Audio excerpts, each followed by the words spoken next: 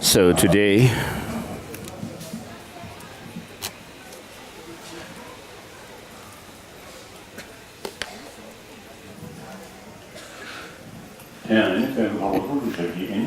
Master Nagarjuna, the glorious master, has said,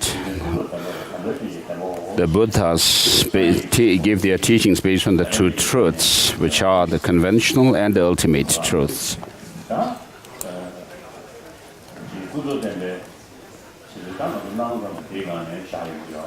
So the conventional truth is something which is established on the basis of the appearance, the mere appearance, and mainly it consists of practicing love, compassion, and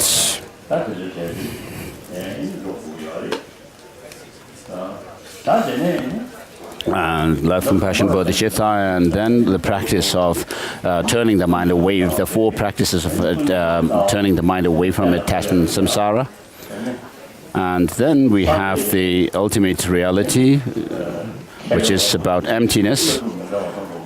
So with regard to the philosophical views, thoughts, there are different philosophical views within the Tibetan Buddhist tradition itself, and the not only did the Nalanda masters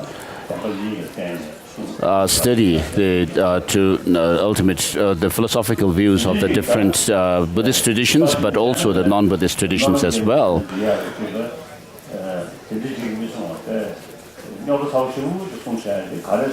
So why do we have all these complicated teachings on philosophical views? The Buddha himself has said that the Buddhas do not wash away the sins of sentient beings, nor do they remove their suffering with their hands, nor do they shift their own realization into others, but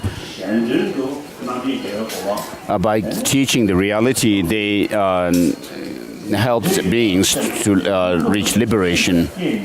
So having generated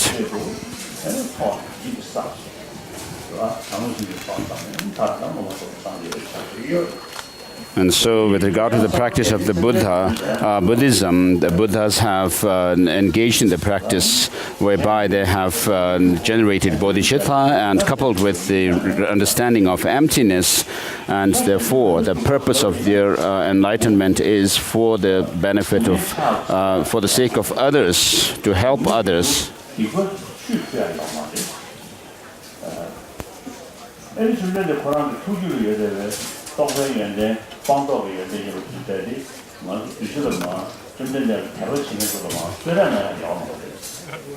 So what the Buddha says is that he cannot wash away the sins of sentient beings, but nor can he remove their suffering with his hands, nor can he transpose his own realization within others. But how do the Buddhas help other beings is by showing or teaching the reality as it is, and leading them, and through which they lead the beings to enlightenment.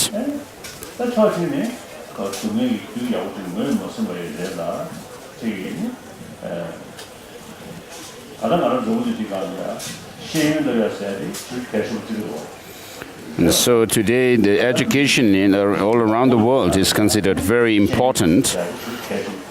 So it is for the reason that we want to produce good people.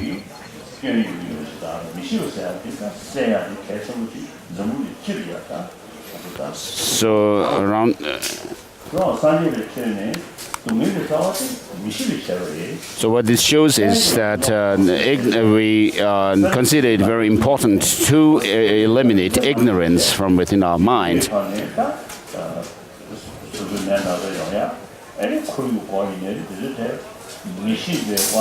So because of our ignorance, we also create bad health for ourselves, and then the environmental problems also come through our ignorance. And so people, of course, deliberately do not want to cause suffering, troubles and problems, but because of their ignorance, we think that we want happiness, we want victory and defeat others, one's adversaries.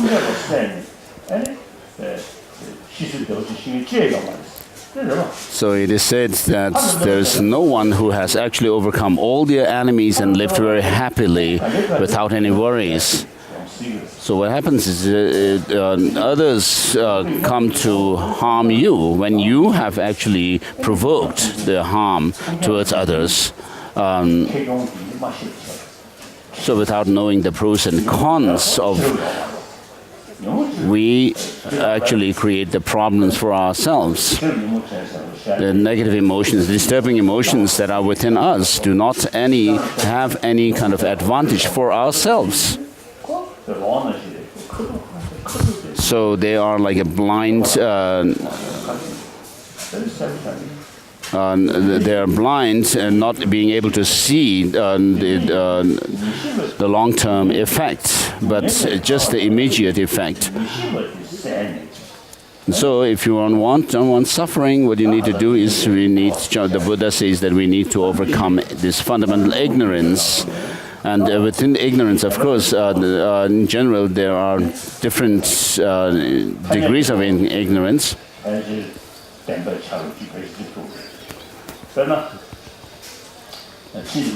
So, for example, if there is ignorance about the truth on a conventional level, such as being ignorant about what is impermanent as permanent, and what is impure as being impure, and perceiving what is in the nature of suffering as being blissful, and what is selfless as having some self.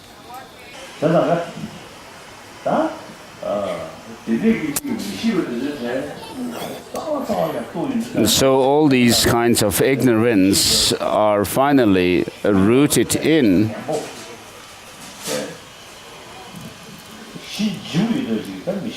a type of ignorance which is quite heavy kind of ignorance, quite which is called the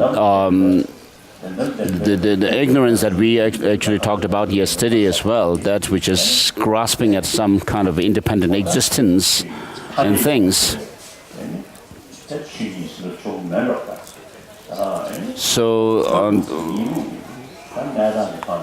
So there is an ignorance which is ignorant about the truth on the conventional level, and then the ultimate level, ignorance about the ultimate reality of things as well.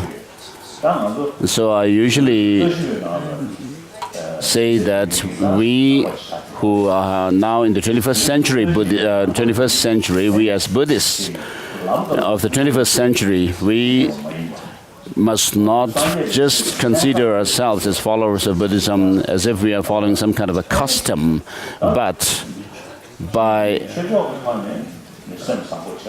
of course, from spiritual point of view, we need to be to have warm heart and practice love and compassion, which are common to all the religious traditions.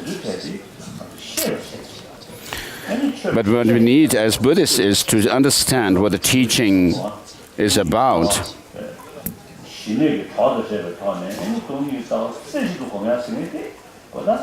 So with the help, meditating on emptiness with the help of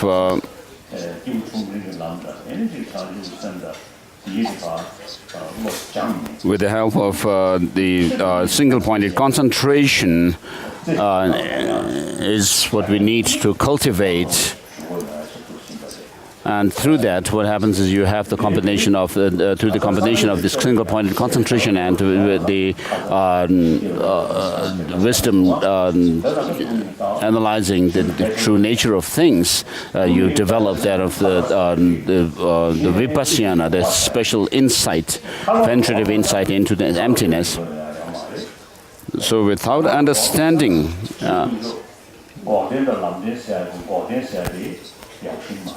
So if you don't understand what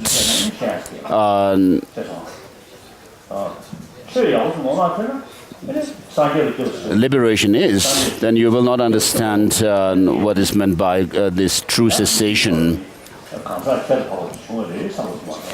So without understanding the true cessation, you will not understand the true dharma and the true path to it, and true dharma, which comprise of both the true cessation and true path. And without that, you will not understand what a sangha means. And then, without understanding a sangha, you will not understand what a Buddha is. Otherwise, you will what you will actually think about a Buddha is just some historical person, someone who was a kind, good person. So the Buddha was someone who actually taught what reality is.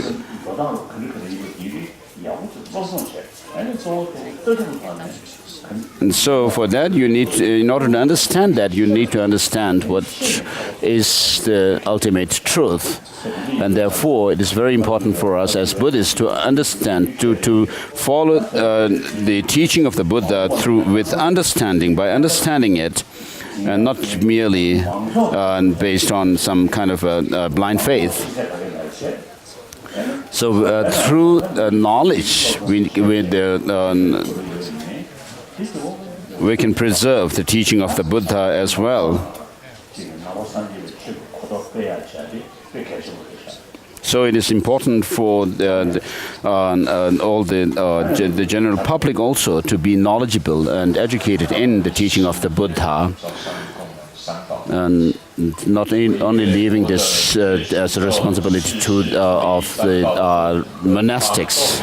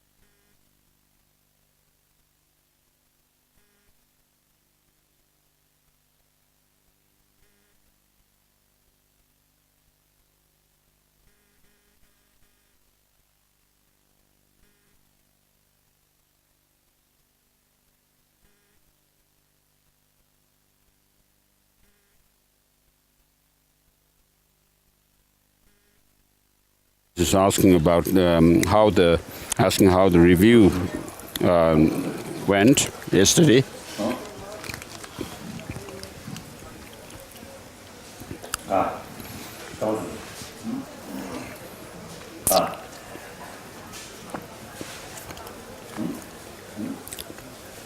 Yongde Rinpoche, who did the review for the Chinese, reported His Holiness. It was very good.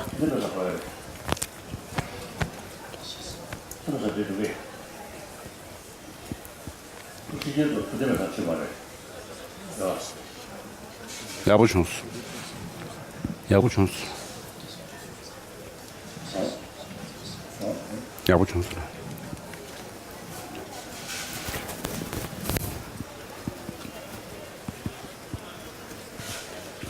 Geshe Tempezana did for review for the Westerners, which also went very well, and Geshe-ma Kesamomola translated. So we'll have the same review session today at 1:30. So usually I say that in the glorious Nalanda tradition, what we do is we use the human intelligence maximally. And through that, by using in our intellect maximally, we try to generate or develop the conviction in the teaching of the Buddha, and then develop faith and also.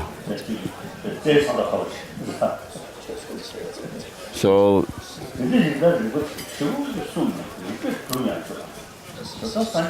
on the one hand, you may find that this Nalanda tradition to be quite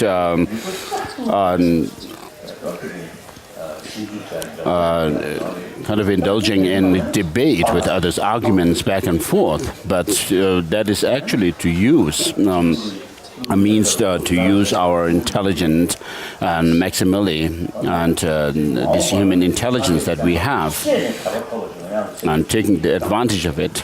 And so we as people who follow the Buddha, who have faith in the Buddha, it's going to be quite sad, unfortunate, if we do not engage in the study of the teaching through logic and reasoning. So it's only that I don't have much time. Otherwise, if I have more time, I want to read the text in the Tengyur, the collection of exegetical treatises. So, for example, in the 400, the commentary by Chandrakirti on the 400 verses of Aryadeva, there is some argument against Master Vasubandhu.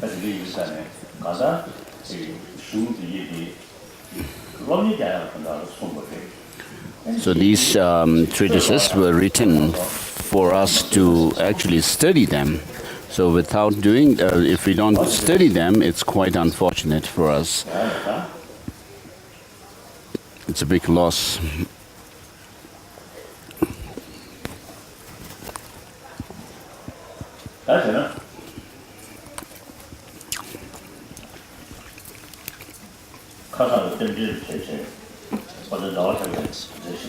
So yesterday I just read from the beginning of the commentary by Master Chandrakirti on the 400 verses, which gave the summary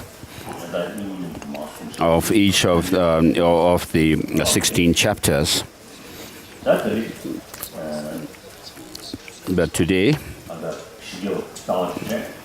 I'll go through the root text of the 400 verses.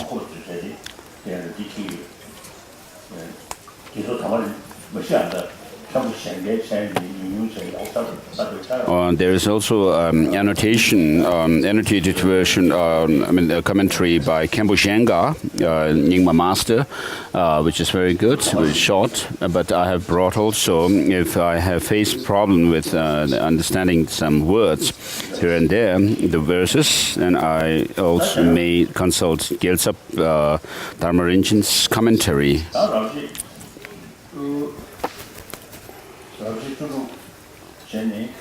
So there are 16 chapters.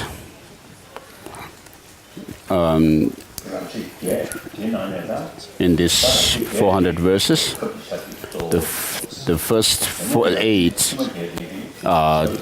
focuses on the method part of the practice, and then the next 8 chapters focus on the ultimate truth. So even in those days, in the ancient times, and today as well,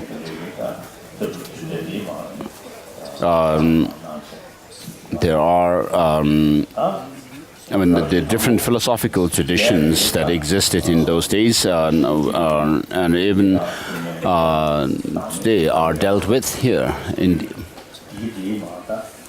So the first 4 chapters deal with abandoning belief in permanence,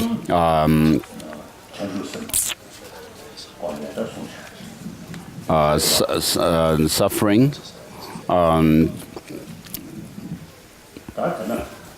impurity and selfless.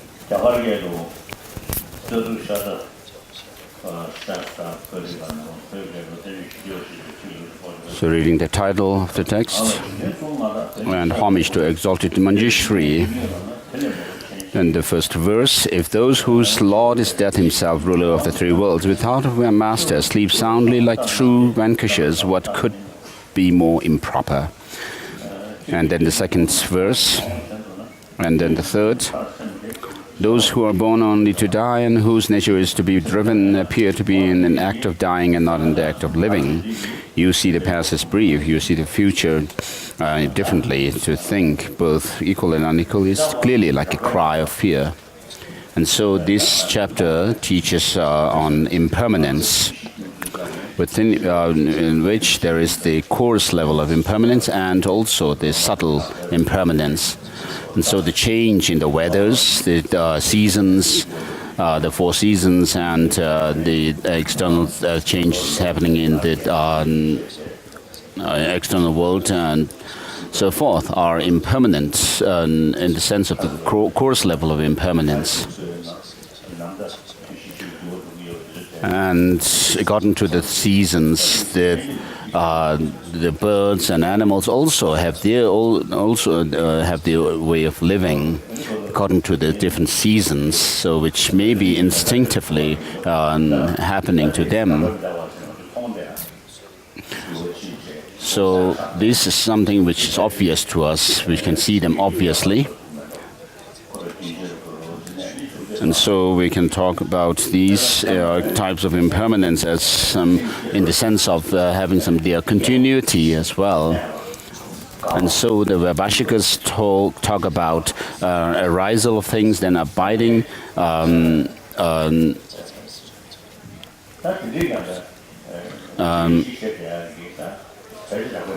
then cessation.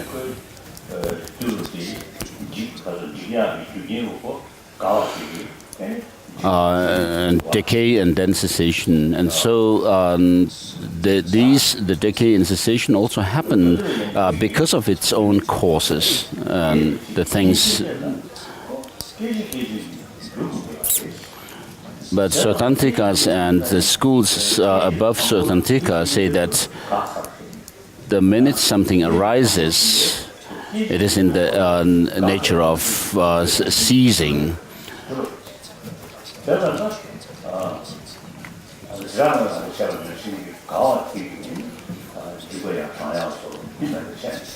So it's not like what the Vaibhashikas say that the cessation comes out decay, but the minute something arises, it is in the nature of decay and disintegration. And so the arisal itself, the cause which gives rise to the things itself, is the cause for its cessation and disintegration. So if we look at the time, if there is no change each second, you cannot see a change in a minute or an hour and so forth. And then with regard to the particles, they are always moving and not static at all.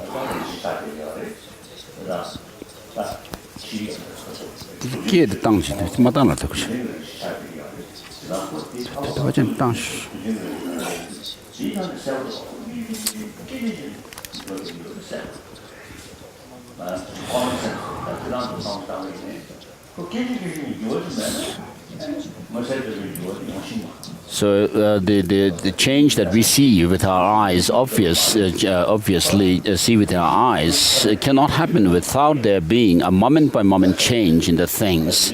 And therefore, things disintegrate moment by moment, just because of their causes.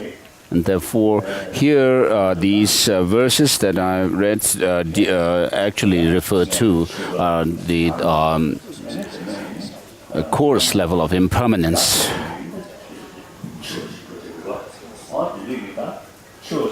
And so within this coarse change, we have birth, then aging, sickness, and death.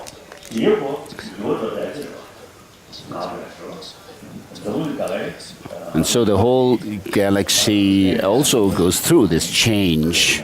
And finally, it is said that even the sun, that when our sun, which may have existed for the last 5 billion years or 4.5 billion years, who is playing the radio? It's radio. So disturbing.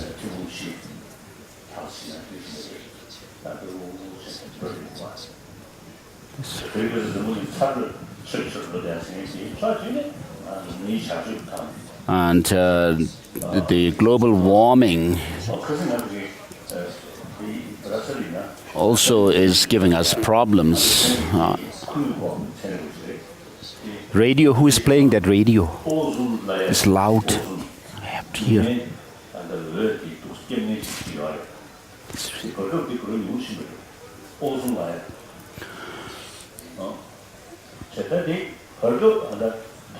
So because of the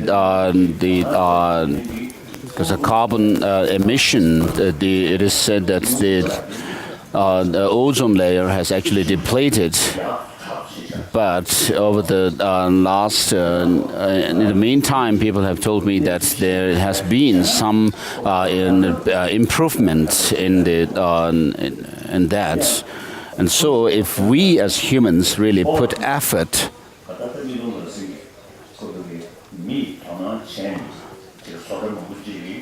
then we can make change. And so if we put effort in reducing the carbon emission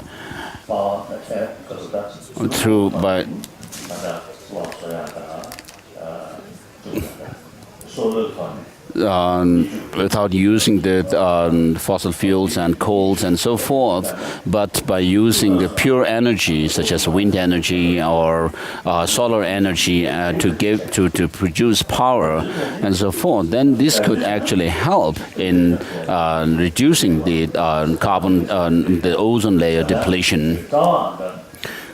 So if we actually put effort, we could do something to change.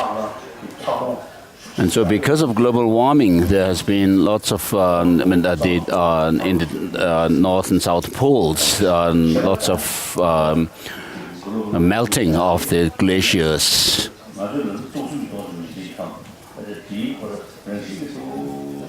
So of course, the whole galaxy and the 3,000 world systems and so forth is going through change naturally.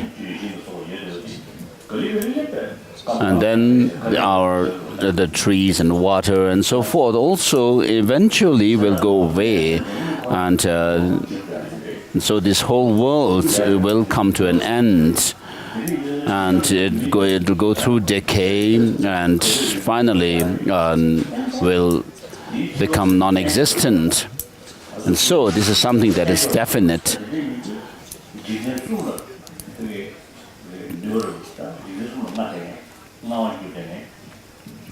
And therefore, the ruler of the three worlds, which is the Lord of Death, or Death,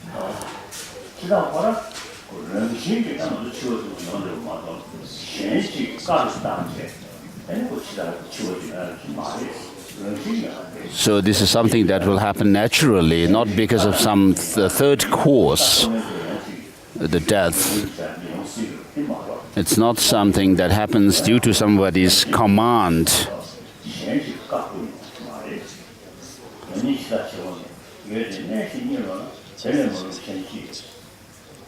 And so, if those whose Lord is dead himself, who is without any master, sleeps soundly like a true vanquisher, what could be more improper or wrong? And so the minute something arises or something comes into birth, it is bound, it is subject to change and then finally go away out of existence. And therefore it says those who are born only to die and whose nature is to be driven appear to be in the act of dying.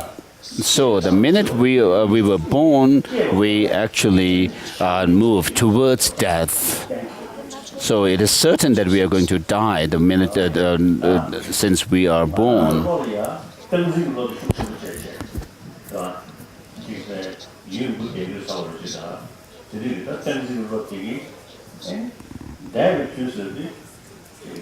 So because of this clinging to some permanence in our life that will endure,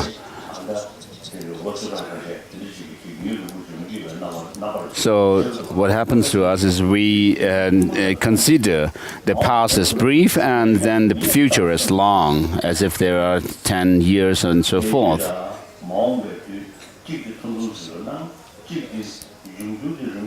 So the future seems to be long, while the past seems to be short. So this actually, having this kind of notion is clearly showing how you actually fear death, and you actually are, that is like a cry of fear of death. Verse number 4, since death is common to others too, you have no fear of it. Does jealousy cause suffering when only one is harmed?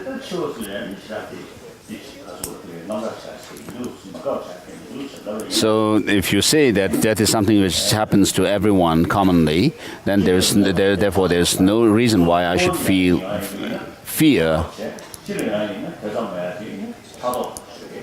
So that is actually like a jealousy. It says, does jealousy cause suffering when only one is harmed? So because you only like what happens when something bad happens to you, you don't like it. Whereas when something that is happening to everyone else, you don't actually bother about it. That is like a jealousy. And then the verse number 5, sickness can be cured and aging treated. And then there's an argument saying that these can be treated. Therefore, you do not fear them. So sickness and aging can be treated. I mean, if we put effort, we can cure them.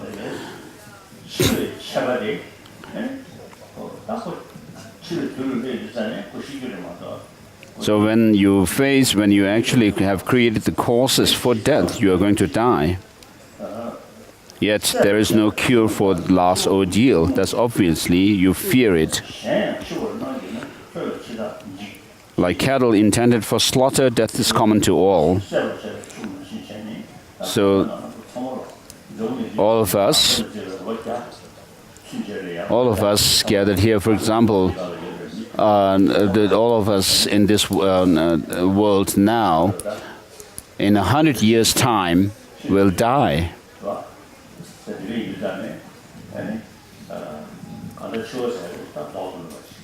So death is something which is inevitable. You cannot stop it. Death is something which is certain to happen to us, and the important thing is to actually think about the uncertainty of when you're going to die. And so when you die, when nothing like our fame, name, and our food, clothing, and so forth will help us, our parents, our relatives, the wealth, and even our body will not help us. So at the time of death, in the past, regarding the scientists, the scientists have considered, neuroscientists or brain scientists have considered that the brain is the mind or consciousness. So when there is when the brain death happens, that's death for people.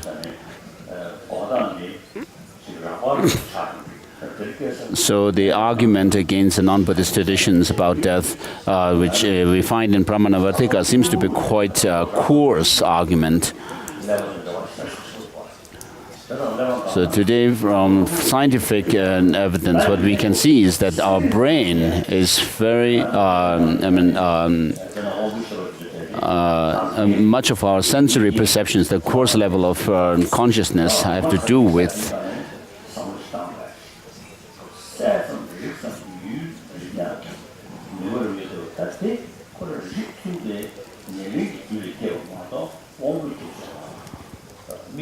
and so the consciousness that we have, if you think very closely and in detail, that cannot just happen because of the brain.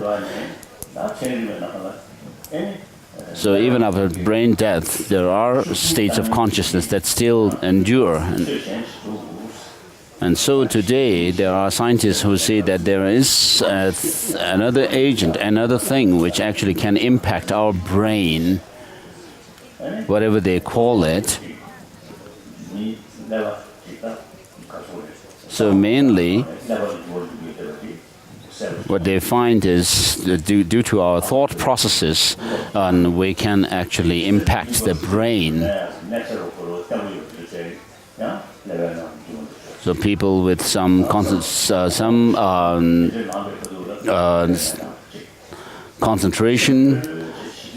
and also when people are very peaceful and so forth, the neuroscientists, when they check these people, they find something different. And therefore, today there are people, scientists, who say that there is something called consciousness. So somebody in Brussels or somewhere asked me if consciousness can be explained on the basis of the brain fully. I said it's very difficult, but the coarse consciousnesses or mind, maybe we can explain on the basis of the brain activity. But with regard to the subtle consciousness, which arises, for example, through the dissolution of the 80 conceptions and then the 3 visions of whitish appearance, reddish increase, and blackish near attainment. And when these have dissolved, then in the tantras it is mentioned that the 5 elements, external elements, and 5 internal elements, and within together with the 5 internal elements there is an additional element, the consciousness. So the body of a person is made up of constitutes the 5 elements, the first 5 elements, and this body arises through these 5 elements and then finally dissolve back into these elements. And so and the evolutionary process happens with regard to these elements, beginning with the wind energy, the wind element, then wind, fire, water, and then earth, which happen within the space. And so it's this evolution, and then when they dissolve, the earth dissolves into water, water into fire, fire into wind, and then that into space. So similarly, this process of dissolution and evolution of the body elements happen within ourselves. And so from the state of empty state of the space, these 5 external elements arise, and finally they go back or dissolve back into this empty space. And so for us, we have this gross body. We also have these 5 elements: the earth, water, fire, and wind, and space.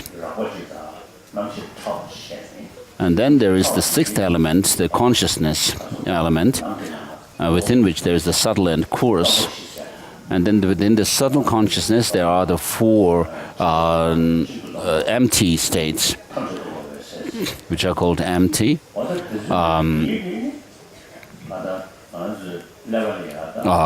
greatly empty, utterly empty, and then all empty states.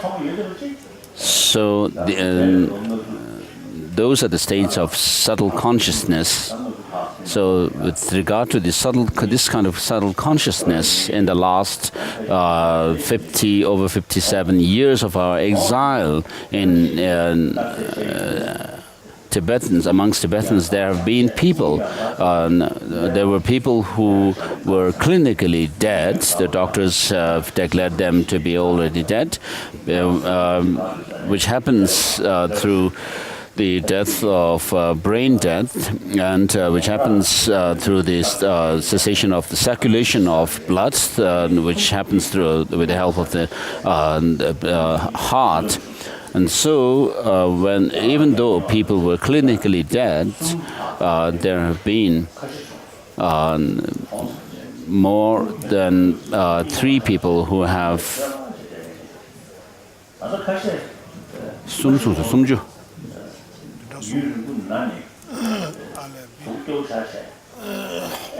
So there have been many people who have actually remained quite fresh. Their bodies remain quite fresh even after clinical death.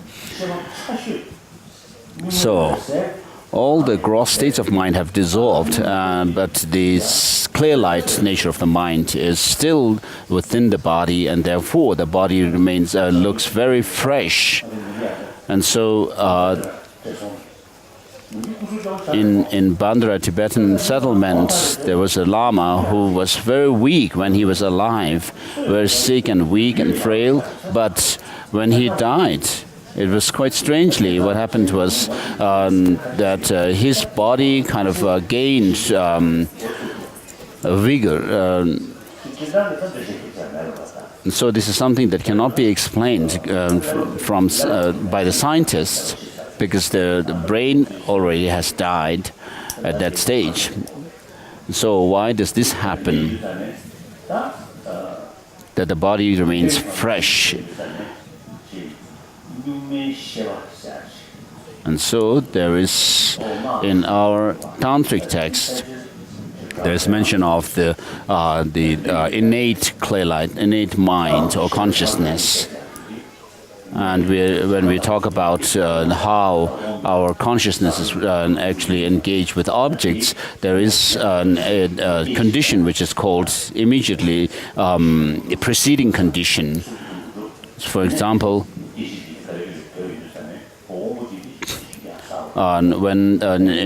during the gestation period in a mother's womb, the body as a whole becomes, evolves, and then slowly the different organs and faculties, eye faculty and so forth, also are developed. And so, with regard to the consciousness,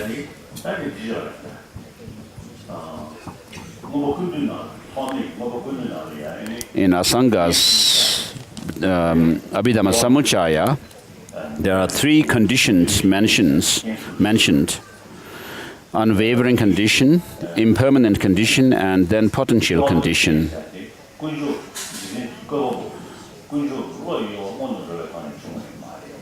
So, which means that the unwavering conditions refers to the fact that things do not come due to the will of God or something like that, a creator, nor do they come through some kind of a permanent cause, like the primal factor, pradhan or something like that, according to the Sankhya school, but things come through causes which are impermanent. And then the potential condition refers to the fact that things must have compatible causes which can give rise to them. So with regard to our consciousness, for example, when we study logic, the primer, the collected topics, we do learn about the 2 types of causes, the substantial cause and the cooperative condition. So for visual perception, for example, to arise, we say that a visual perception arises with the help of the condition, external condition, which is the visual object, and then the internal condition of the immediately preceding condition, and then the eye faculty or the empowering condition.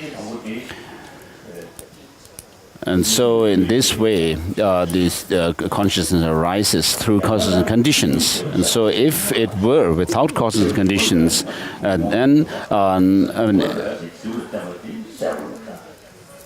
the fact that the consciousness changes shows that it is dependent on causes and conditions. And otherwise, if consciousness did not depend on conditions, it would be we would have to say that they arise through some permanent cause. And therefore, regarding the substantial cause of consciousness, we must have a preceding cause, a previous moment of the consciousness. Otherwise, anything else we could say that anything else can give rise to consciousness, them serving as the substantial cause. So, from my dialogues with scientists, what they say is that the subtle particles that make our body, regarding that, there is no difference between the body the particles in our body and the particles external to us.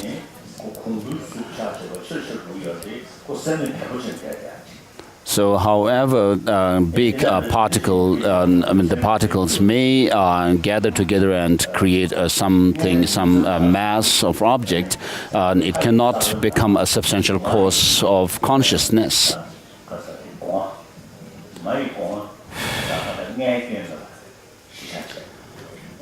So, for someone to conceive in a mother's womb, for example, someone to be born as a human person in a womb, I've asked scientists that is it necessarily true that with all the conditions right, the mother's womb being perfect without any defect, and the two drops or the semen and the ovum from the mother and the father being perfect and without any defect, and when they get it, when they actually fuse, is it sure, definite that a baby will be conceived? And they say it's not so.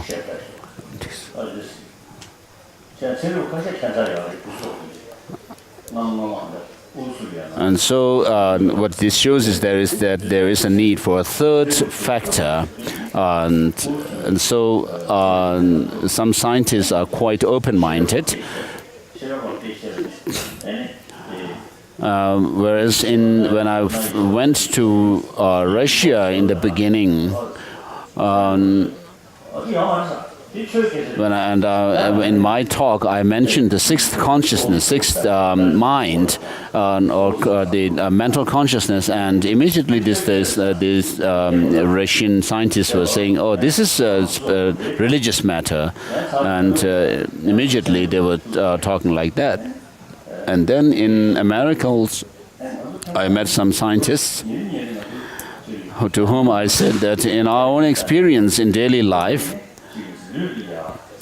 I told them that, of course, when we have some physical change, discomfort in the body and so forth, of course, there is that affects our mind as well. But at other times, when we are sitting very comfortably, relaxed,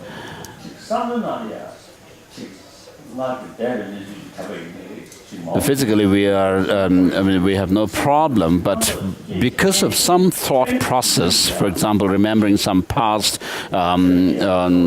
experience or event, and then because of that, it causes us to have some physical change, such as the fever or heartbeat increasing and so forth. So I said, this is something that happens, this is possible, no? And the scientist said, it seems that's possible, but it cannot happen. That the mind cannot have such an effect on the body as such. That's how the classical scientists actually hold their views.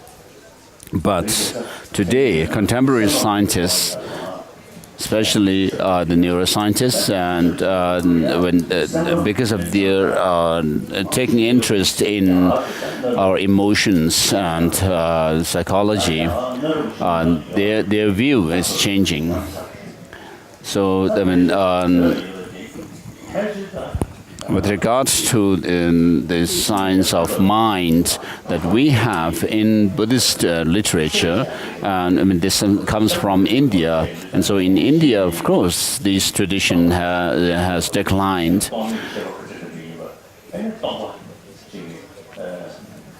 And then in our study of mind, we have the different kinds of mind that are studied, such as conceptual mind and non-conceptual mind and so forth.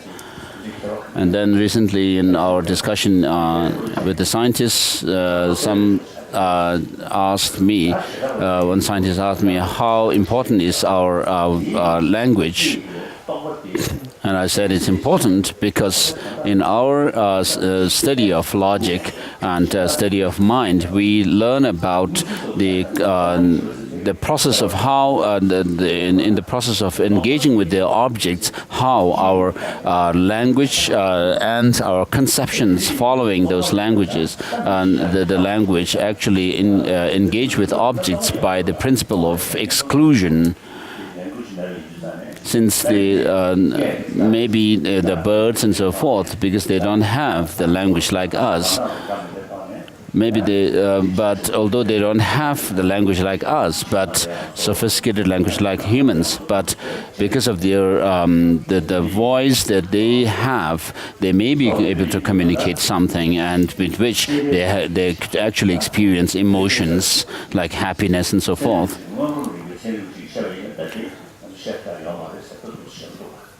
So there are scientists who say that these certain things cannot be explained from the science, the point of view of scientists themselves.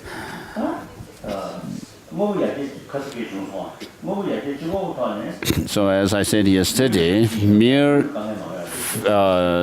material development will not give us real happiness.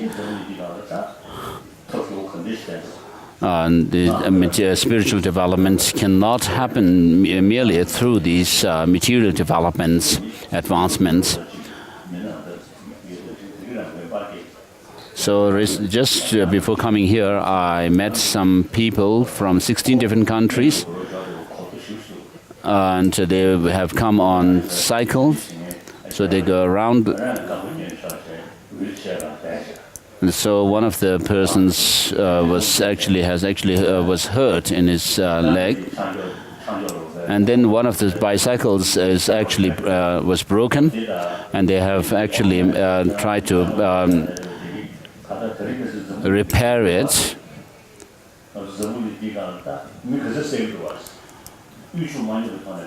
So I told them that by seeing this cycle, which was repaired a lot, I said today human beings are like this and are injured in this world because of war and so forth. And so the person who was injured in his leg, I told him that also that people are like you these days, the people in this world, injured through wars and battles. And what would you feel actually? And I told him that we need to actually cure this or heal the human beings on this earth, like your legs.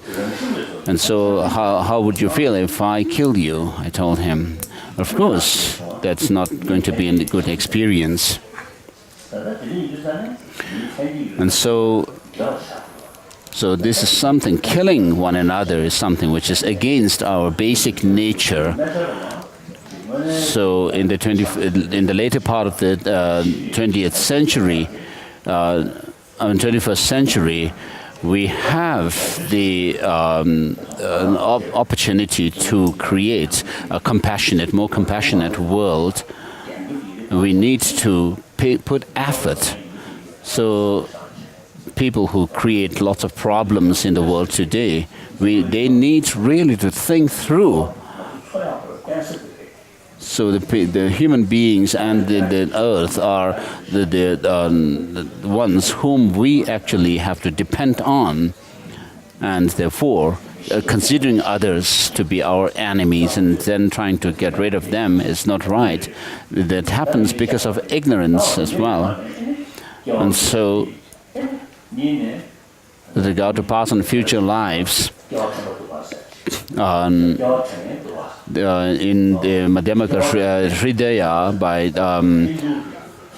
Bhaviveka and then other texts mention that there is past life because we can have memory of past life. And I have also met children who were able to remember their past life very clearly. And because of their clear memory of their past life, these children whom I've met in one time in Kanpur in central India, and also in Punjab, Patiala,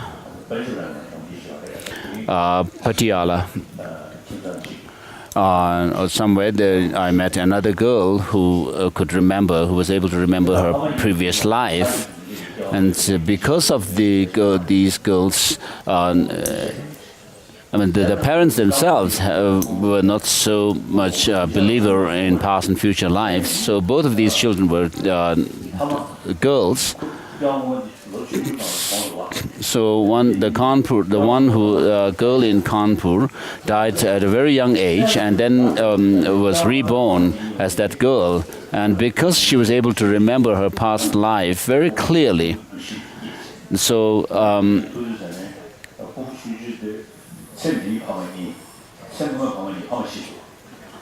And so when I met this girl, she had actually 4 parents, 2 from the previous life and 2 from this life.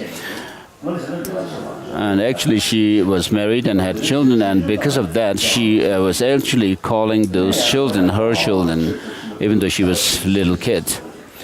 And so there is this memory of the past life, but as you grow up, the memory of past life also fades somehow, because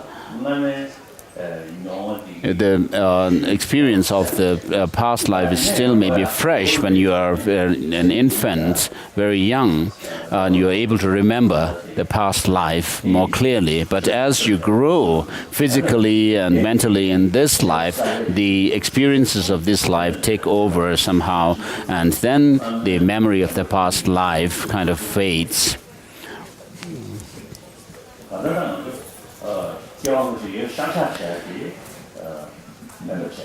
So we must not just think that our past life, take past life and for granted. We need to think through the reasons why there is a past life. So if you say that the past and future lives don't exist,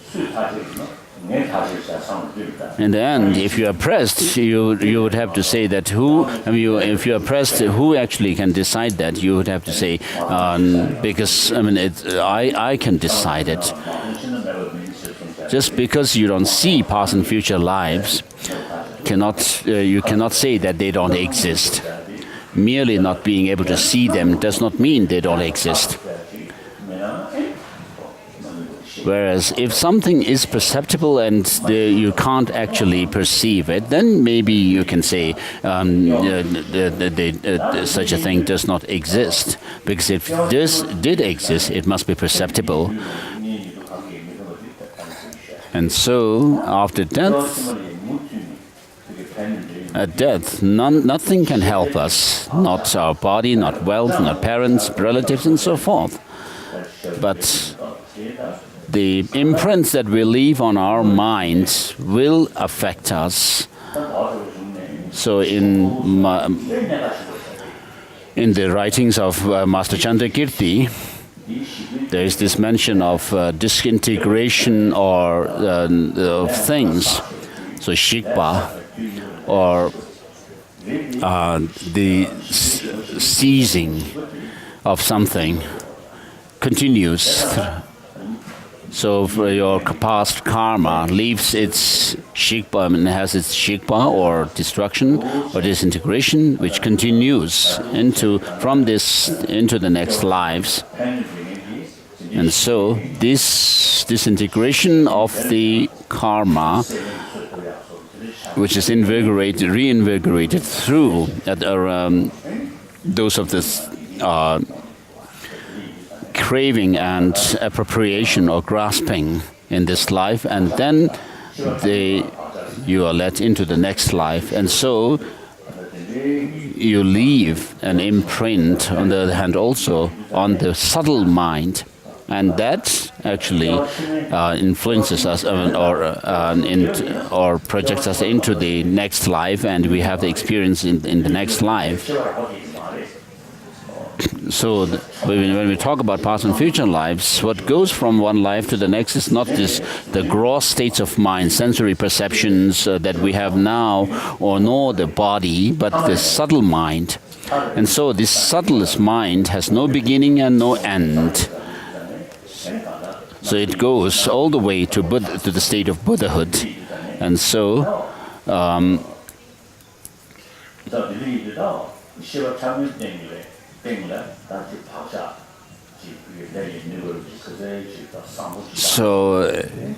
if you could leave quite a good imprint, imprint on your subtle mind, it'll be helpful in the next life.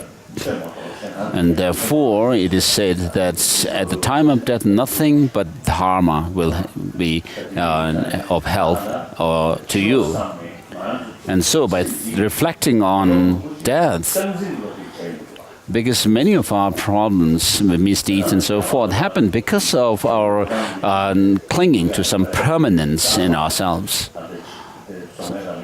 So, for example, in the case of the king Shah Jahan, who built the Taj Mahal, it is said that he, after completing the building of the Taj Mahal, sometimes some people say that he actually chopped off the hands of those artists or artisans, so that they will not be able to build a similar monument for others. And then in China, it is said that after building the walls, the Great Wall of China and so forth, the people who worked on them were actually buried alive. So because of our holding on to some kind of a permanence in ourselves, we cause ourselves all kinds of problems. We do all kinds of bad things. For example, the Berlin Wall, in the Eastern Honecker, who was the last East Germany president, in one of his speech, the Berlin Wall, he said, will remain for hundreds of years. So that is because of holding on to having this notion of permanence. But that wall, the Berlin Wall, actually went away within that last century.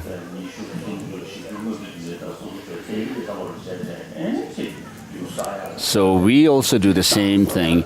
Because of holding on to thinking ourselves will live for a long time, and we actually like 30, 40 more years and so forth, we do all kinds of things to accumulate wealth.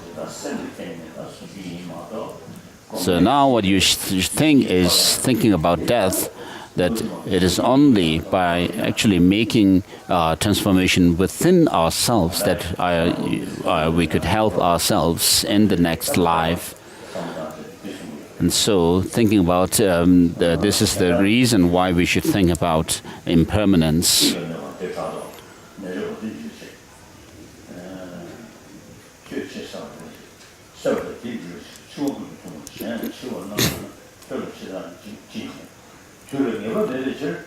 So verse number 7, if because the time is uncertain you think you are eternal, one day the Lord of Death will do you injury. So thinking that I will not die for the time being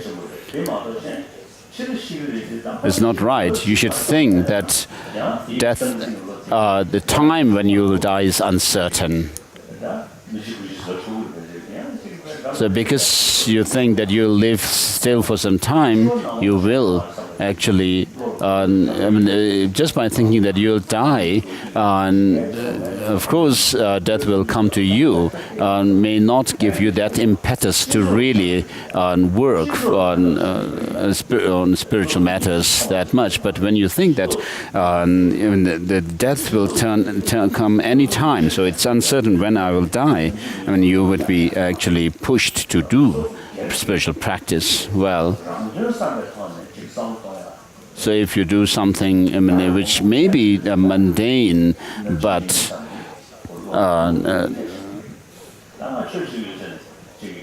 it's important to think about the uncertainty of time when you're going to die.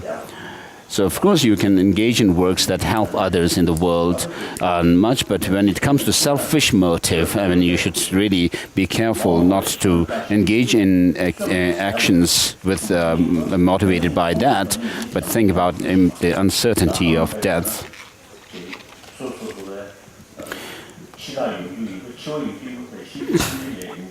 So while you know that death will come to you, it says in verse number 8, if you consider future goals but not your waning life, who would call intelligence such selling of yourselves? Why do you do ill deeds, pledging yourself as security?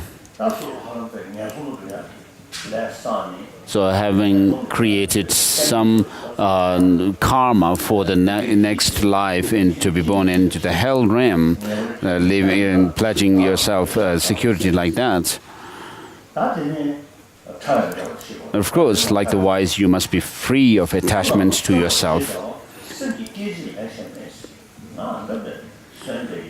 No matter whose life, it does not differ from the moments of mind. You may think that I'm still alive, and I will still be alive. So as long as your body and mind are not separated, you call yourself alive and living. If you think about both the mind and the body, both of them change moment by moment.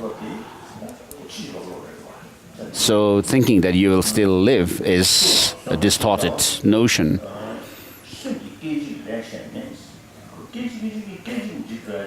So something which change moment by moment, for the duration of which you may call yourself alive, you are still subject to change.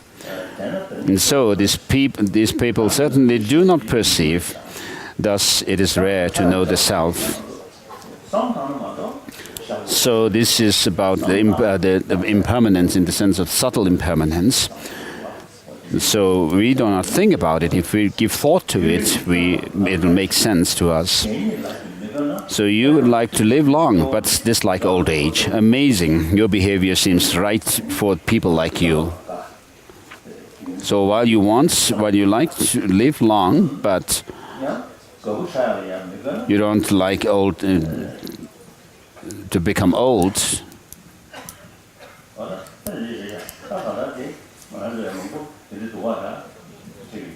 So many of us actually don't like death, but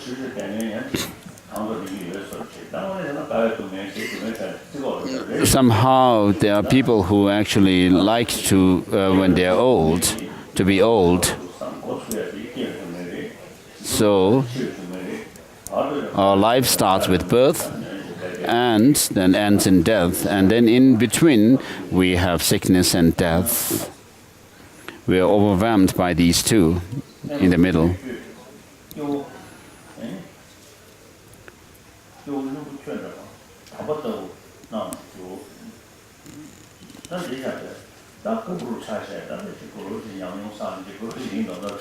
So some people think that they are quite wise because they are old. In reality, they are ignorant. So why do you grieve at death on account of your son and others? When the one that laments is a victim, how is that not reprehensible?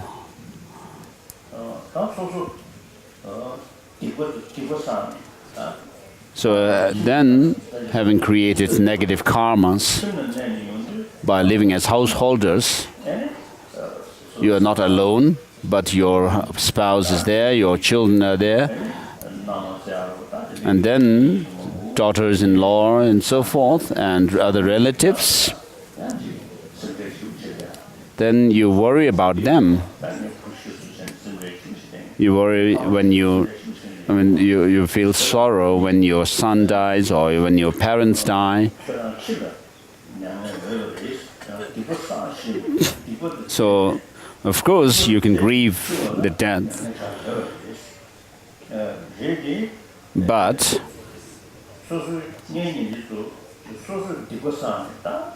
all these relatives and your parents and so forth, after their death, of course, you may be able to do some spiritual practices, but they themselves, if they have created the negative karmas and so forth, so of course they may die untimely, but death is anyway certain for them, so why grieve? So such a person who actually laments should not do that.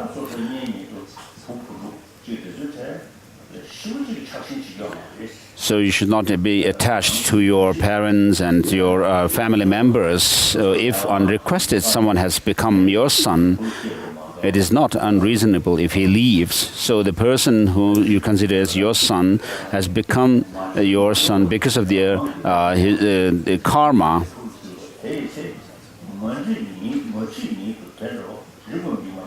Without having asked, and so unreasonable. It is unreasonable. It is not unreasonable if he leaves without having asked. So you have not called the person to become your son, but the person has become your son because of the karma, his karma, and then he died because of his karma.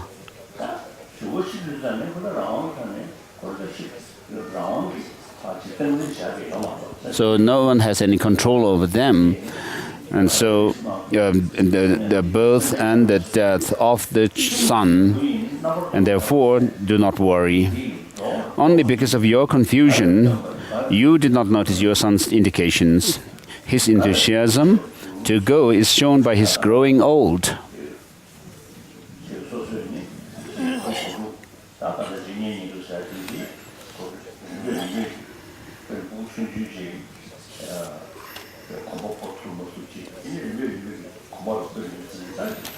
So when a child is born after birth, then the parents are very happy when the child starts walking.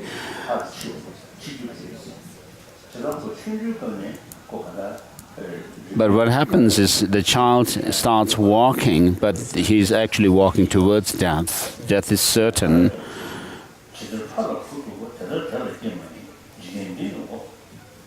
A son does not love his father as much as his father loves him.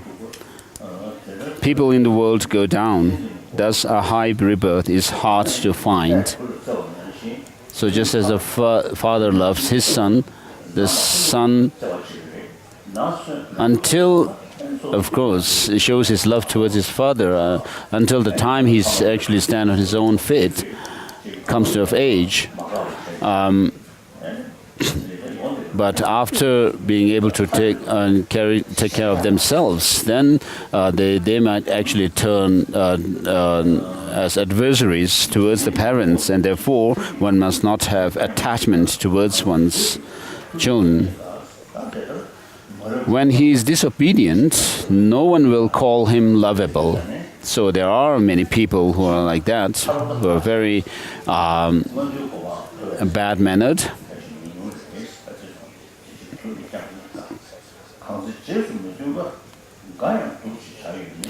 When he is disobedient, no one will call him lovable. In that case, attachment is nothing but a transaction. So when a child actually doesn't listen to their parents, but go on their own,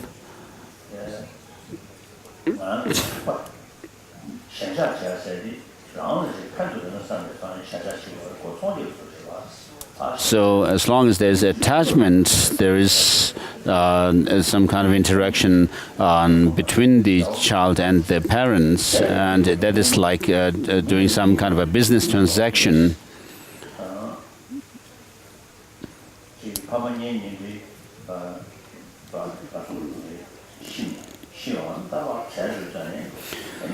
So when parents and relatives die, you are separated from them, and then that gives you sorrow. But then something else happens, and that will actually, because of that, you actually overcome that sorrow, and then live your life again. So the more attachment you have towards others, the greater your grief.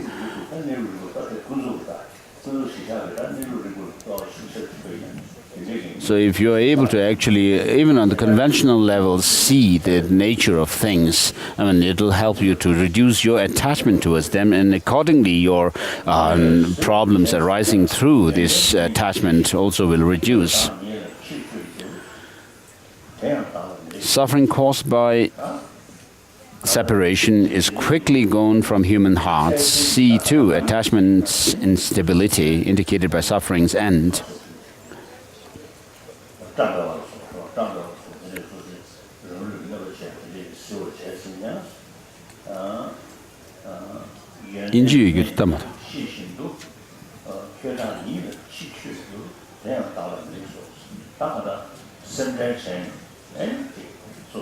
So by worrying too much,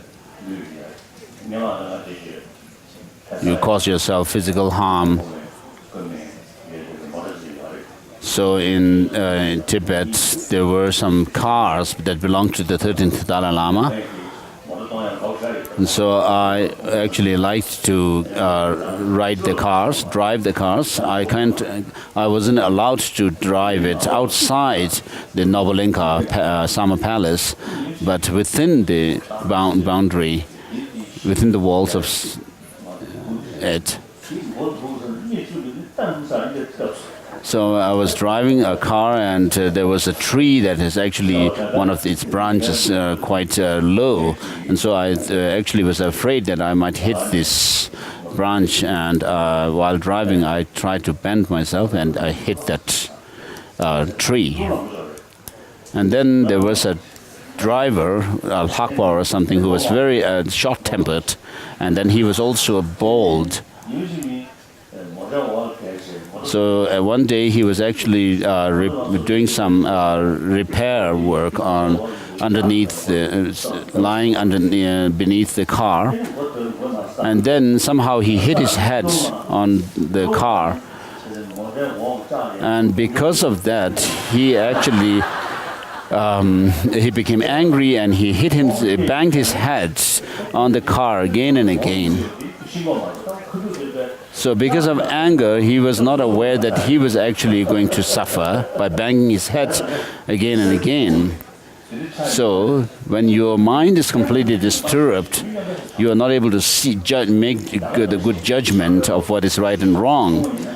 And then you cause yourself more problem. And similarly, it is the case with your attachment. So verse number 18 shows that, knowing it is of no benefit, still you have injured yourself. You make yourself a hypocrite, which also is improper. People in this world wander, full, as it were, of suffering. Why fill with suffering people who already suffer?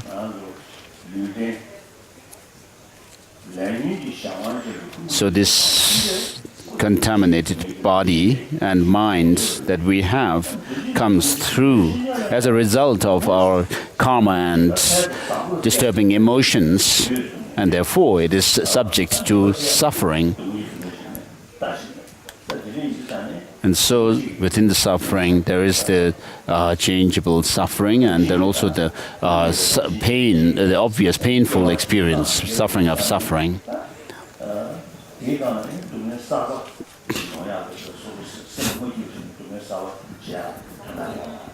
So there's no reason why you should cause yourself more suffering while you already have suffering. If meeting is a joy to you, why is parting not also a joy? Do not meeting and parting both seem to go together? So when you meet with your relatives, you become happy, and when you are able to gather or gain fame and wealth and so forth, you are happy. But when you separate from them, you are unhappy.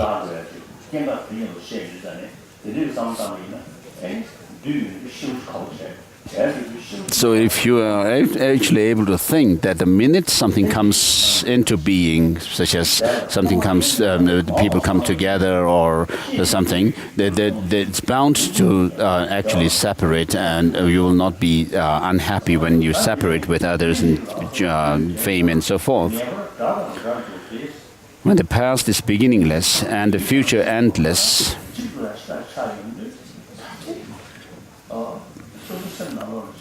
why do you notice being together but not though long the separations? And then time consisting of instants and so forth is certainly like an enemy. And so this moment by moment change that happens in time is an indication that something will happen in the future. So there's no need to have attachment through the notion of permanence. Therefore, never be attached to that which is your enemy. So actually, in this life, we are all born as human beings, and we have this human intelligence. So by using this human intelligence, we should use it to make transformation within ourselves, and so that we could lead ourselves to the total liberation and ultimately to Buddhahood. And so we need to endeavor towards the goal. Because of your separation, you do not leave home. Who that is wise does understand punishment, what must certainly be done.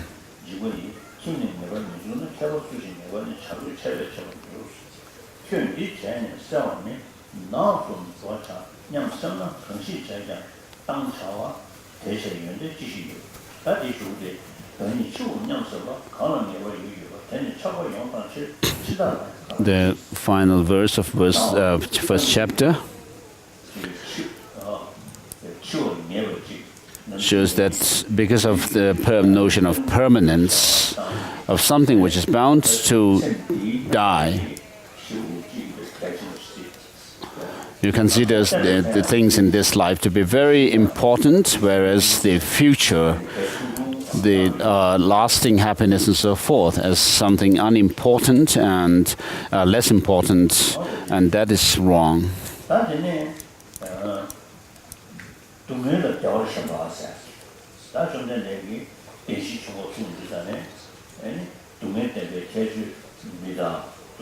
And then chapter 2. So the four characteristics of the noble truth of suffering are impermanence, suffering, impurity, and then selflessness. So in the Brahmanavartika it is said, therefore, through impermanence, you think you should lead yourself to the understanding of suffering, and through that you should lead yourself to understanding of selflessness. And so things which change moment by moment are subject to their causes. And so we say that things which are compounded, which come through causes and conditions, are dependent on their causes.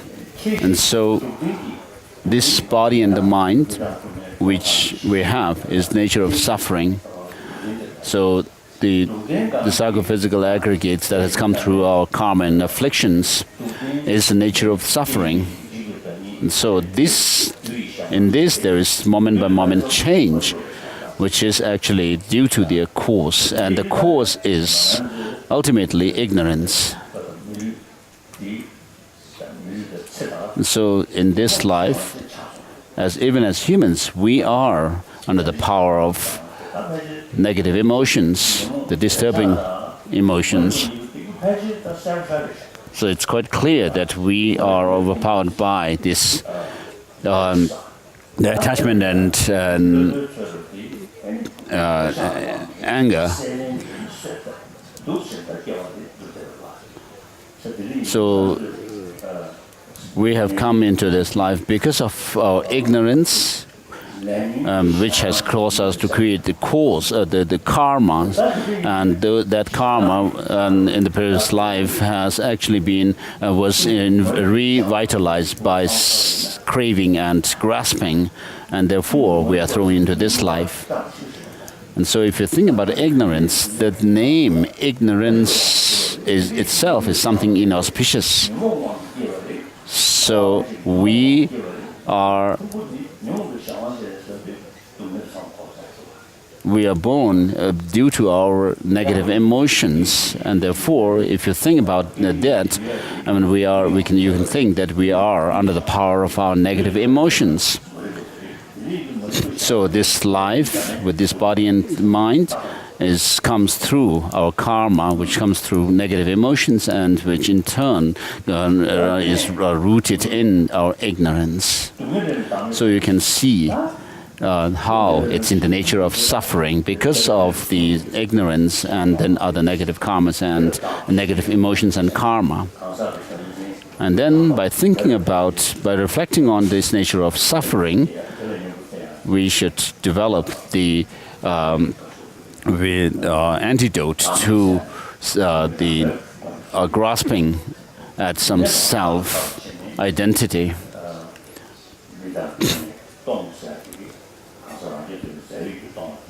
So we begin our meditation with impermanence, and then suffering nature, and then that of impurity, nature of impurity, and then which actually progressively are subtler and subtler, and then selflessness, and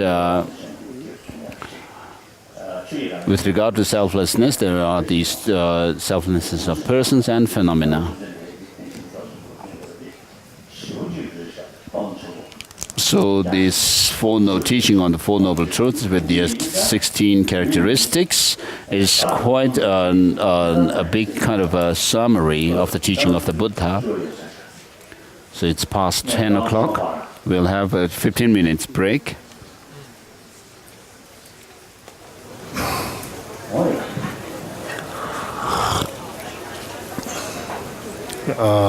His Holiness is beginning about to resume.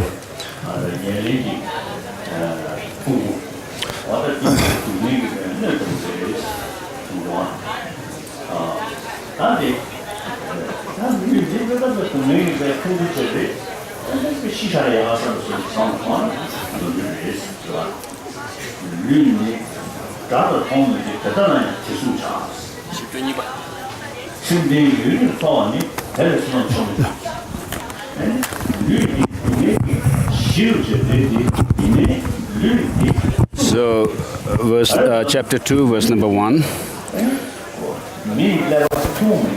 So the human body that we have found is very precious. On the basis of it, we can use our human intelligence maximally and serve others greatly. So with regard to the environment, the world environment, we as humans are the only ones who can actually think about mending the problems that we have caused to the environment, and not other animals. Spiritually speaking, On the basis of this human life, we say that we can attain Buddhahood. Without this human life, we cannot think about emptiness and bodhicitta. It's very difficult to some limited altruism the other animals may have, but infinite altruism is only there in humans. So we can actually, without this human body, without this human life, we cannot have that. So although the body is seen like a foe, nevertheless it should be protected by long sustaining a disciplined one. Great merit is created, it says. So this relates to the human, the precious human life of leisure and the freedom and endowment, which this human life, which is qualified by the 8 leisures and 10 opportunities or endowments. So whether you are seeking temporary happiness, short term, no other animals can achieve it like humans can.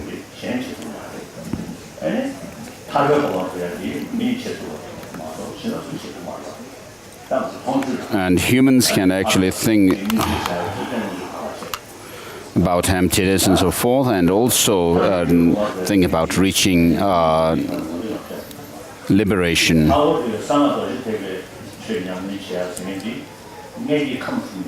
And particularly with regards to practicing the Tantra, only in this kind of human body which we can do the Tantric practices.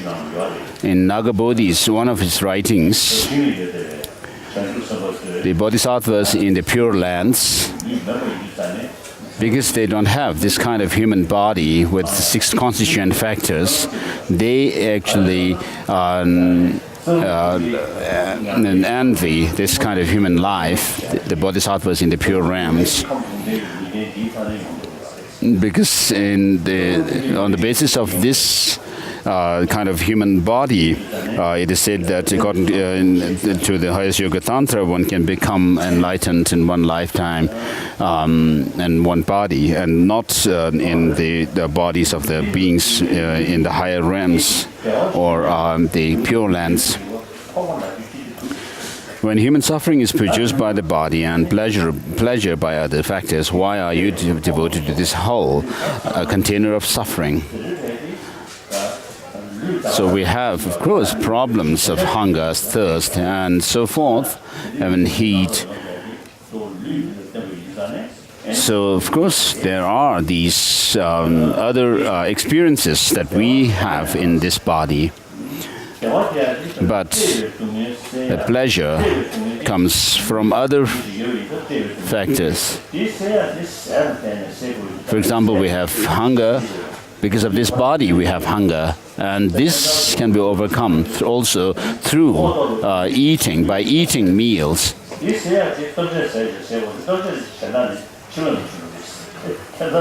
So doesn't it sound quite strange that the hunger that we have is because of this body, but to overcome this hunger, we actually resort to take food which comes from outside. So why are you devoted to the whole container of suffering?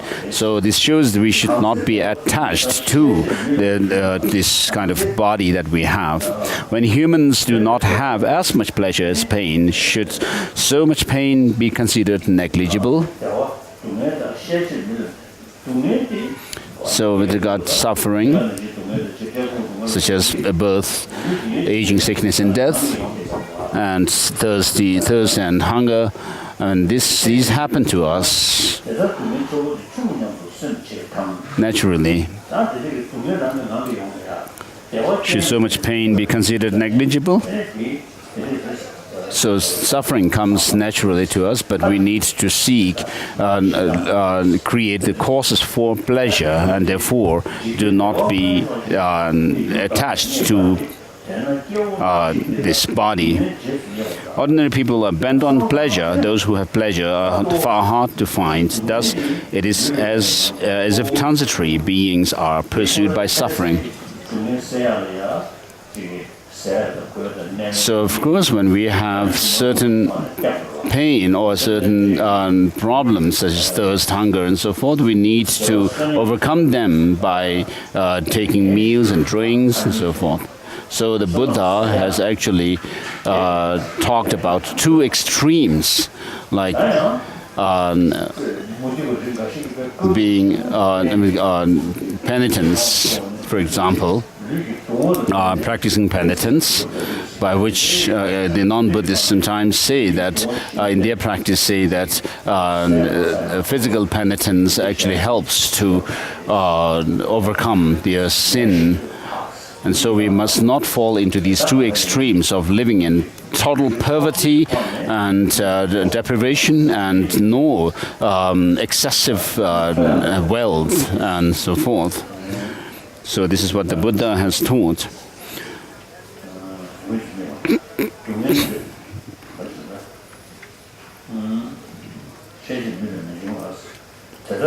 Suffering is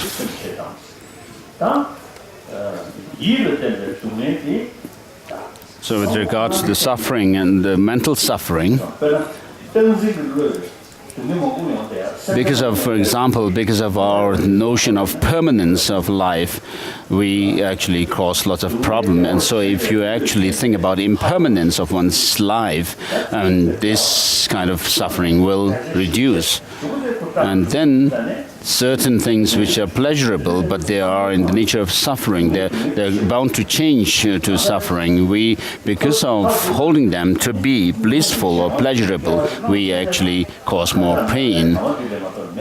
So if you are able to think that, even though there is some pleasure and enjoyment, but in the end this will turn to suffering, you will not have anxiety and so forth when you face suffering. And so thinking about suffering will actually help you to reduce your fear and anxiety.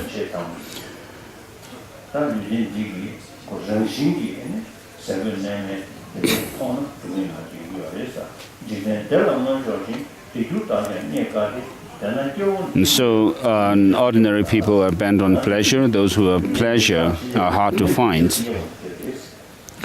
So it's as if like we are running after suffering.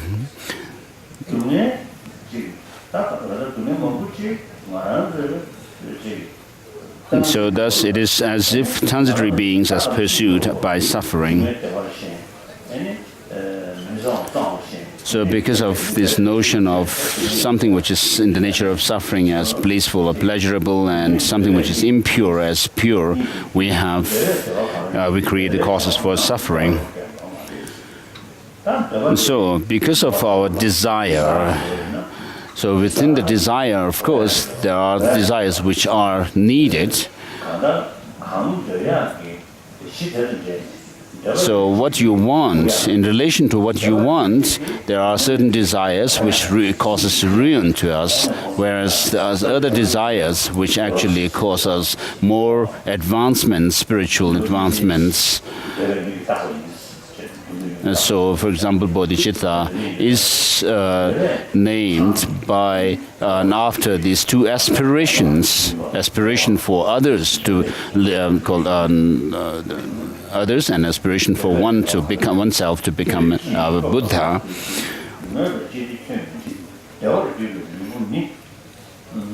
So suffering is found at will, but what pleasure is there at will? Why do you value the rare but do not fear the plentiful?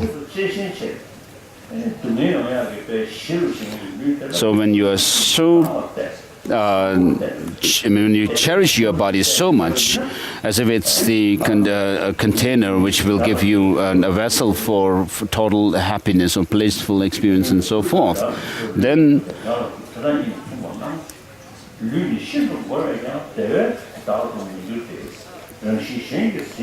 a comfortable body is a container of suffering. Thus, valuing the body and valuing a foe both seem alike. And then the next verse, verse number 33, and verse number 33 says, the high have mental suffering, for the common it comes from the body. So people who are in power and who have authority, and then also people who have wealth, if you look at them carefully, you will see that they have lots of mental suffering. And then for the common, it comes from the body. So there are people who even are so deprived of meals that they have difficulty getting their one-time meal a day. Whereas people in power command others to kill others, and they live very comfortably. Whereas because of the fighting and war, people actually suffer so much, these common people. So I've talked to people and actually mentioned that we need to create, invent a new bullet, which actually, when shot, should actually hit those who actually command others to shoot others.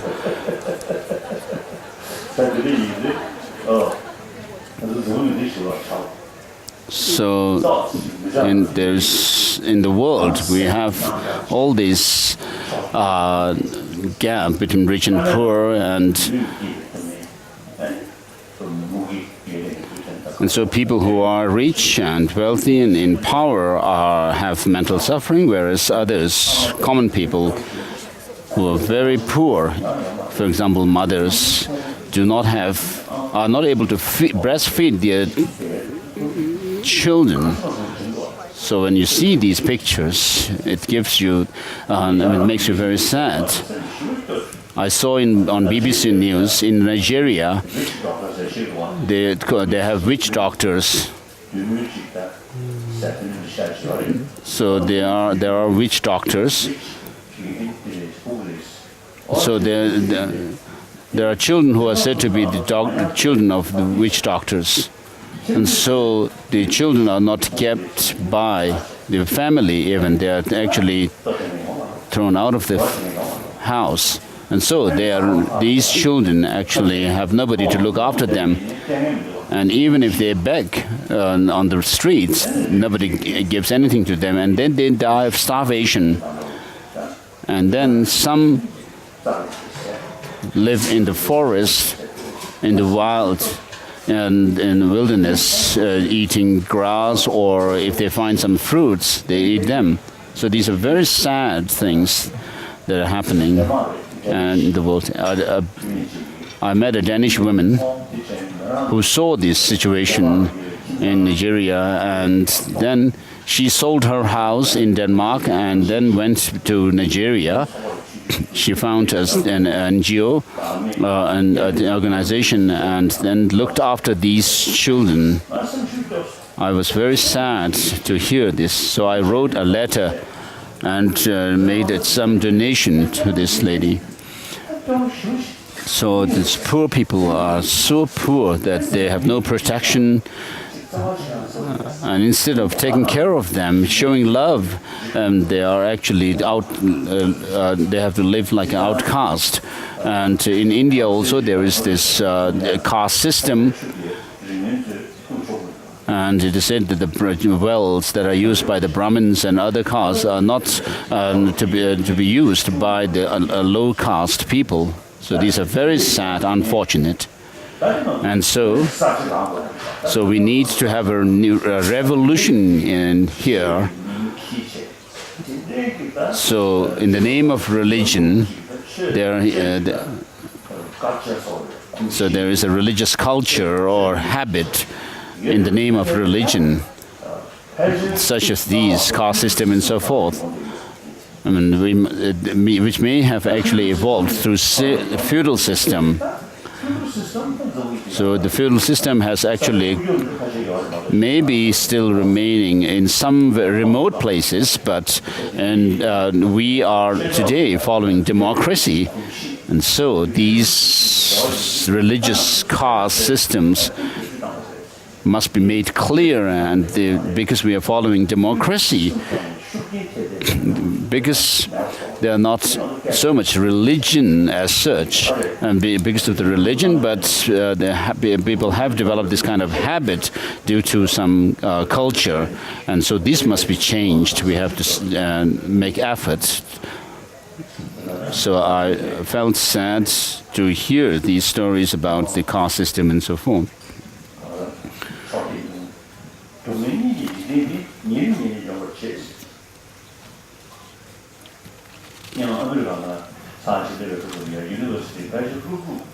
So day by day, both kinds of suffering overwhelm or crush people in the world.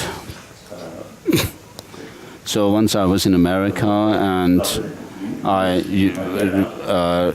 the invitation of a university, and so the president or the chancellor of the university, we were traveling together in a car, because the drive was quite rather long. So we actually had conversation in the car, because he was a chancellor. Of course, he must be very highly educated, and then there's fame. Also, his salary was 1 million a year. So although he had all these facilities and honor, he was a very unhappy person. And so I held his hand, and I actually complained about my own situation, that I have lots of problems because I have to flee my country, but there's no reason why I should remain worried and unhappy. But if you look at the world from a positive angle, and we always have hope.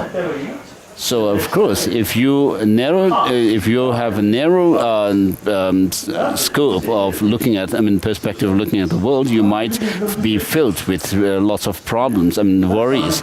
But there is hope. So I related my story in this way, and then even his facial expression changed gradually. Eventually. And then his people who worked in his office, later when I met them, told me that he was actually like a very lonely person sitting in his office. And after meeting you, the Dalai Lama, and he had become so active that he actually has been giving us lots of work. And so because of our own way of thinking, our own perception, we create more problems to ourselves. And so it's quite true what is said here. The high have mental suffering, and poor, the common, for the common it comes from the body. So pleasure is governed by thoughts, thoughts are governed by pain. Thus there is nothing anywhere more powerful than pain. So with regard to pleasure or joy and happiness, they come through thoughts, our way of thinking. And thoughts are governed by our pain. So when you are not able to train your mind well, of course, what this actually summarizes is that we are in the nature of suffering when you are not able to think through. So with the passage of time, pain increases. Pleasure, therefore, seems as if alien to this body. So pain comes naturally, but pleasure, through effort, by training one's mind, it seems as if it's alien. There seem to be many causes of suffering, like sickness and others.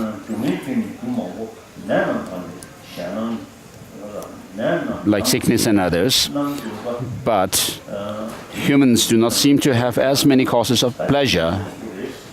So there are many causes of suffering, but the causes of happiness must come through effort.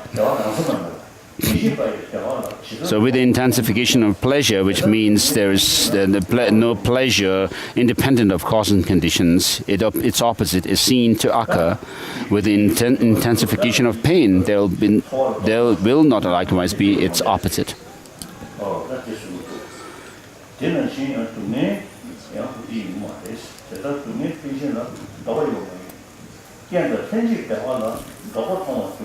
With the condition for pleasure, its opposite is seen. With the conditions for pain, there's not its opposites.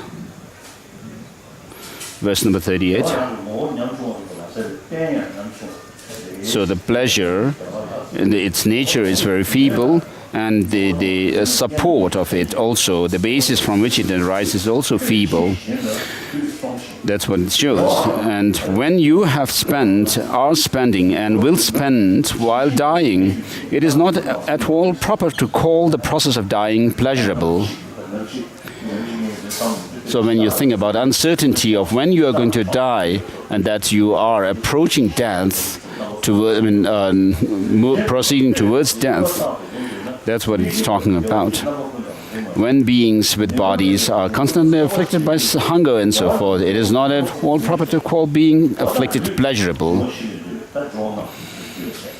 So this body is made up of 5 elements.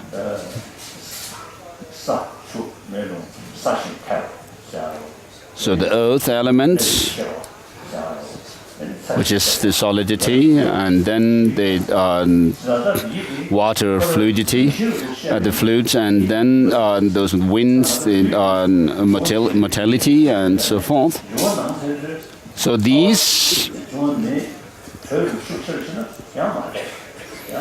when there's imbalance, because of some interaction between these elements, there is unhappiness or discomfort. So verse number 41, so these the 4 elements, earth, water, fire, and wind, they are actually opposing one another. So there is no pleasure or joy which comes as independently. Though powerless, the combining of all the elements produces the body. Thus, it is not at all proper to call what is incompatible pleasurable. When there is never that which will relieve cold and so forth, it is not at all proper to call being destroyed pleasurable. And when on earth no action is done without exertion, it is not at all proper to call performing actions pleasurable. So you cannot have certain pleasure without putting effort. And when you put effort, there's of course some pain that you have to endure. So verse number 44. In this life and in others, always one should guard against ill deeds. So because one wants happiness, so you need to guard against ill deeds. Calling them pleasurable is not at all proper when there is a bad transmigration. Because of your negative karmas, you are ready to go to the lower realms of existence, the bad transmigrations. Calling them pleasurable is not at all proper. There is never any pleasure for humans in writing and so forth. So, because of our food and so forth, and for example, if we have a new car, we would be very excited to take care of it, to put it in a garage and so forth. But as time passes, months and years pass by, your excitement loses, and in the end, this same object can actually cause you more annoyance instead of pleasure.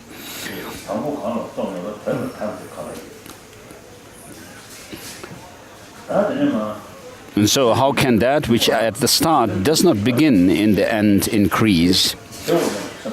Thinking the alleviation of pain is pleasure is like someone who feels delight vomiting into a gold pot. By beginning it stops the produced. How can pain that begins at be pleasure? It seems the subduer therefore said, both birth and cessation are suffering. So if you have a big pleasure, pain compared to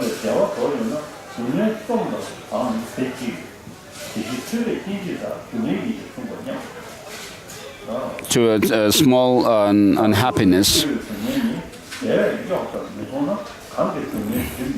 If common beings do not see suffering because pleasure disguises it, why is there no pleasure which obscures suffering? Common beings must be told, you are not free from attachment to suffering. Certainly, Tathagatas therefore have said, this is the worst confusion of all.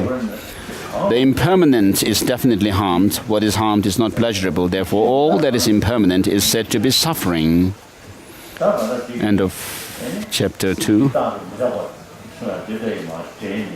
So this relates also to the previous chapter on impermanence. It says, because of being impermanent, there is suffering. And because of having this notion of pleasure where there is suffering, you have actually been causing yourself ruins. So, and then next chapter, abandon belief in cleanliness, regardless of amount of time concerning objects. There is no limit. Your exertion for the body's sake is useless, like a bad physician's. So this body is said to be made up of 36 or so impure substances. In the Bodhisattvacharya Avatara, it says that in the beginning, right from the beginning, our body has come from two impure substances, the sperm and egg, and then this body is also like a machine of unclean things. So whatever you eat or drink, they finally turn into feces and urine. So it is said in Bodhisattvacharya Avatara, if you are not able to use our intelligence well, I mean, you can actually cannot see that this body is like a machine producing these impure things.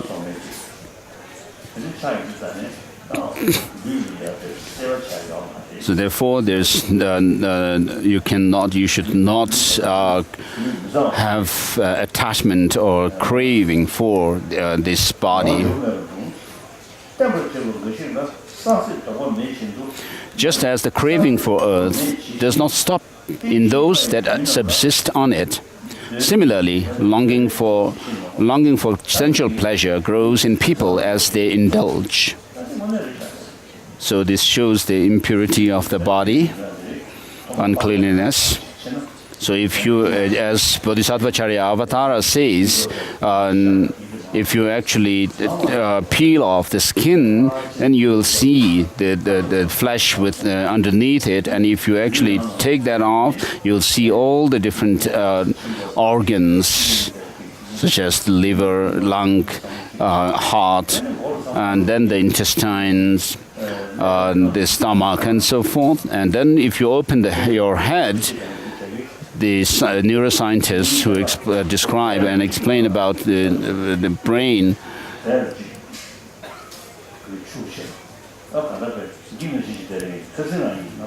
so just recently in Strasbourg, one neuroscientist brought a human brain. He actually gave it in my hands. I held it for a little while, and then I felt uncomfortable holding it in my hands, so I gave it to him. So it has been preserved. So this really looks very uncomfortable at sight for me, and so my brain is also like that, actually.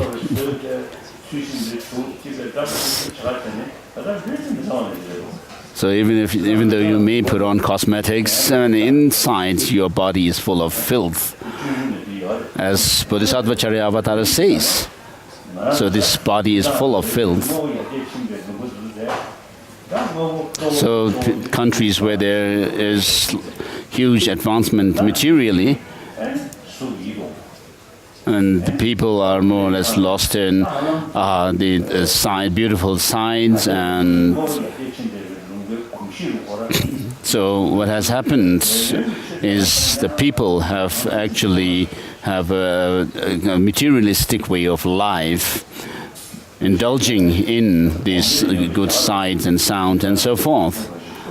And so I met some people from Mumbai one year, and they asked me if I watch television, and I said no.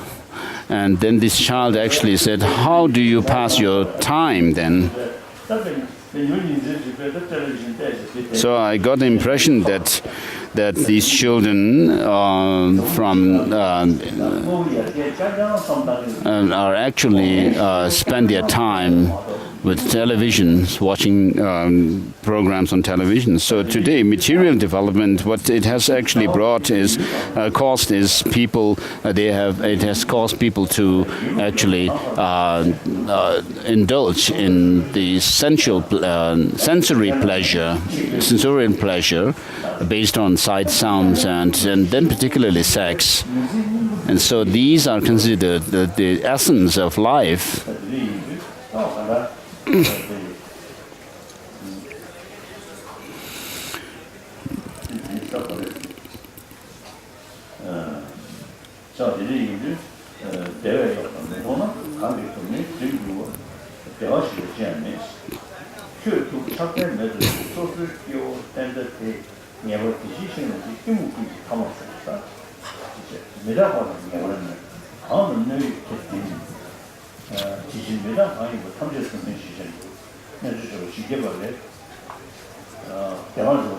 Oh, his Holiness went back to the previous chapter 2, just finished. So actually he was on chapter 3. Regardless of the amount of time concerning objects, that there is no limit. Your exertion for the body's sake is useless. And then the next verse, and verse number 53. Among all women there is not the least difference in sexual intercourse when others too enjoy her appearance. What use is this perfect woman to you? So don't say because of these lines, don't say that Aryadeva is a man chauvinist. So a friend of mine actually told me that the Bodhisattva Charyavatara is not good. So it seems that Shantideva was someone who is a main chauvinist. He didn't like women, but that's not the case. So right from the beginning, it is said that Shantideva asked the audience whether he should give a teaching that has been already given, or a new one that has not yet been taught. And so he was asked for the latter, and accordingly he gave teaching on the teaching of the Bodhisattva Charyavatara, Guide to the Bodhisattva Way of Life. And so this was given to an audience of monks, monastics, and therefore for their practice they need to think along these lines of the faulty nature of women's body. And so for the women practitioners, they should think about the faulty nature of men's body. So whoever sees her as appealing thinks himself satisfied with her, since even dogs and the like share this. Why, fool, are you attracted?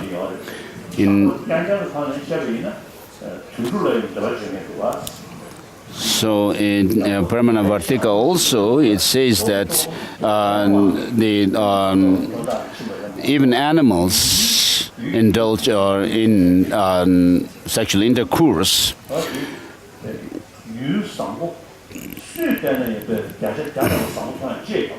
So there's nothing that actually can be seen as good, 100% good by everyone. When you have attachment, you see the thing to be absolutely beautiful, 100%. But when the attachment decreases, then your perception will change as well. This woman, every part of whom is lovely to you, was common to all before. Finding her is not as astonishing as it is for you.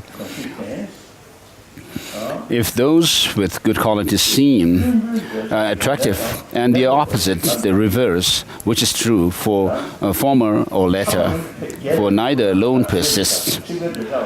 And so when you have lots of, when you have strong lust, then there is attachment, there is lust for.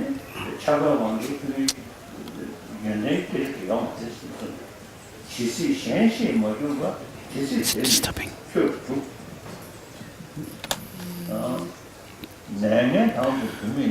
A fool's desire does not arise only for those with good qualities. How can reason prevent those involved in it without reason? As long as she knows no other, she will remain with you. As with disease, women should always be kept from opportunity. So someone who is full of lust may actually see sexual pleasure to be really desirable, but as they age, they will also change in their perception of their sex.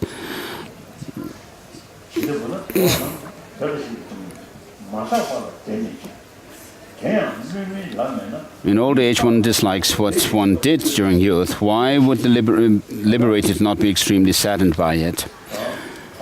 And then next verse, so if you have no attachment towards the person whom you desire, your partner, then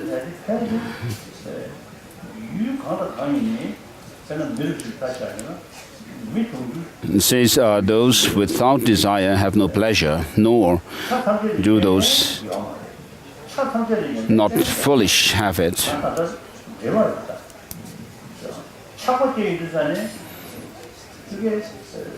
So when you have attachment, what happens is you actually single out a single quality which is attractive to you, and then you become attached to it, passionate about it. And then similarly, it is the case with anger. When you are angry, then you actually have, you actually single out a target and become angry at it. And so these emotions, negative emotions, see things only from one angle. But when you are able to actually see that things come through dependence on many factors, you understand that things don't arise only from a single cause. Something which is attractive or not unattractive cannot be counted on the basis of one single cause, but many different factors come together, and so you actually can correct your perception of seeing things only from one angle. So in my talk with the scientists, I asked whether dependence is something that is a vocabulary in science. And the scientists told me that it is not yet a vocabulary in science, but now, these days, it has actually pushed itself in scientific realm, and today it has earned or got a chair amongst the scientists.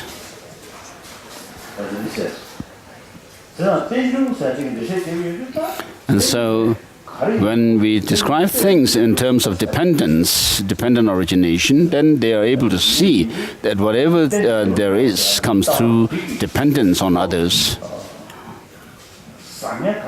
So whatever thing, good or bad, they come through many different factors coming together.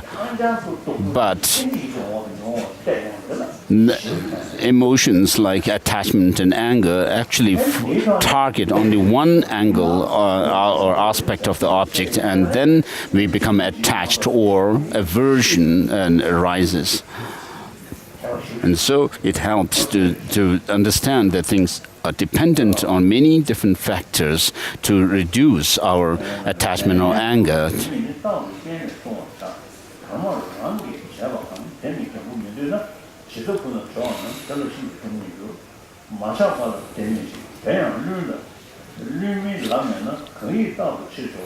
In old age, one dislikes what one did during youth. Why would the liberated not be extremely saddened by it? And those without desire have no pleasure, nor do those not foolish have it. How can there be pleasure for one whose mind constantly strays? You cannot have intercourse constantly with a woman to match your attentiveness to her. Why keep her possessively with the thought, she's mine and no one else's? If desire were pleasurable, there would be no need for women. Pleasure is not regarded as something of which to get rid of. Even in intercourse with a woman, pleasure arises from other factors. What sensible person would say it is caused just by his lover? Blinded by his desire, they do not see sensuality's faults like a leper scratching. Those free from desire see the infatuated as suffering like the leper. During a famine, the destitute, tormented by hunger, bear what occurs. This is how all the infatuated behave when they are with women. And then verse number 66 and 67 read.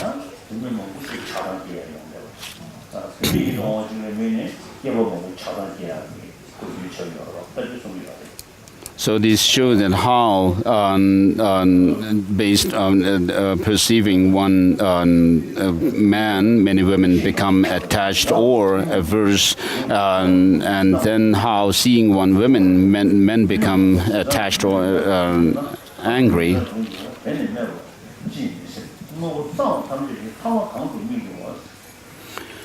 So verse number 68. 69. Clean things are looked upon as the most worthless of all.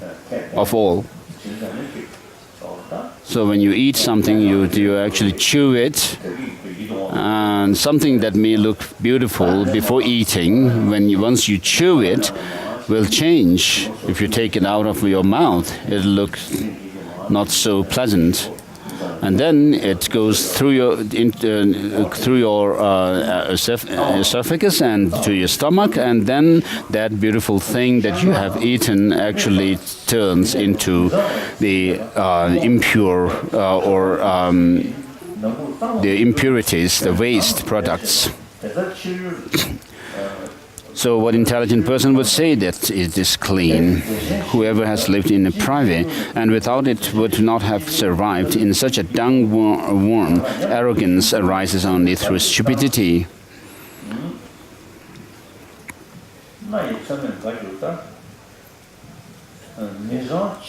Verse number 71, 72 finished. Just as someone lacking a part is delighted with the substitute nose, desire holds that impurity is remedied by flowers and so forth. It is inappropriate to call clean that towards which freedom from desire arises, nor is there anything which is a definitive cause of desire. And so then the next verse, 75. So in summary, all four, that is impermanence, uncleanness, suffering, and selflessness, are possible with regard to a single thing. I'll just begin the fourth chapter. Who that is wise about worldly existence would be arrogant, thinking I and mine. So when you have the sense of I, here it is related to this arrogance, not talking about emptiness in this.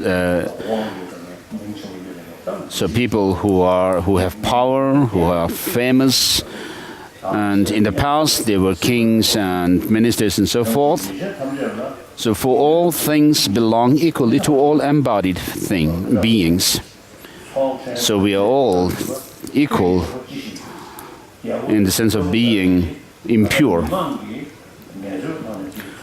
So the kings and those royal families and so forth survived because of the labor of the common people and not because of what they could do for themselves. So they are dependent on others in actuality. So society's servants paid with the sixth part. Why are you so arrogant? You, becoming the agent of actions, depends on being placed in control.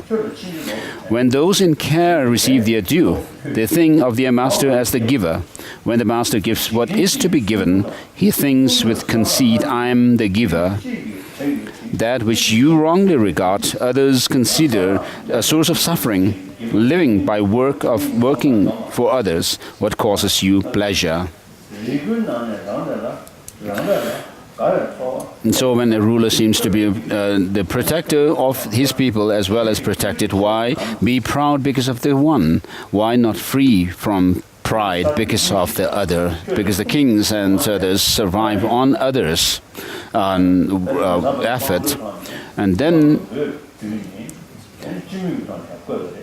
so today we follow democracy, and in democracy people elect their leaders, and so the leaders actually, if they think carefully, closely, they are elected to serve the people's wish, fulfill the people's wish. So those in each caste prefer their own work, thus a living is hard to find. If you become non-virtuous, good transmigrations will be scarce for you. Those who act at others' insistence are called fools on this earth. There is no one else at all, so dependent on others as you. So people who are criminals or go against the law, if they are not objects of compassion,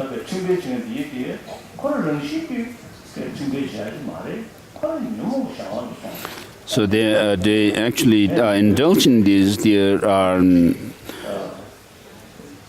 crime, not because they want to, but they are under the power of their negative emotions. So if people who do ill deeds should not be treated with mercy, all ordinary childish people would also not need to be protected. So I usually make this distinction between the action and the actor. So as regards the actor, you should have compassion, whereas the misdeeds of that person, the actor, must be opposed.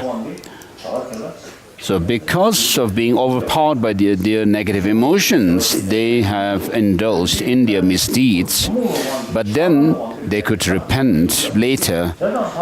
And so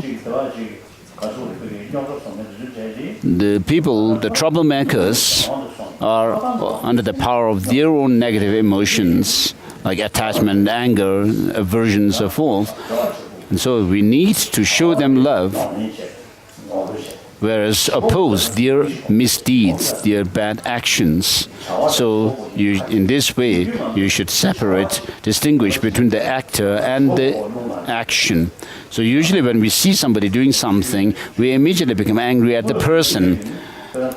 In the Bodhisattva Charya Avatara, Shantideva actually analyzes this. The actual thing, agent, which actually has harmed you is the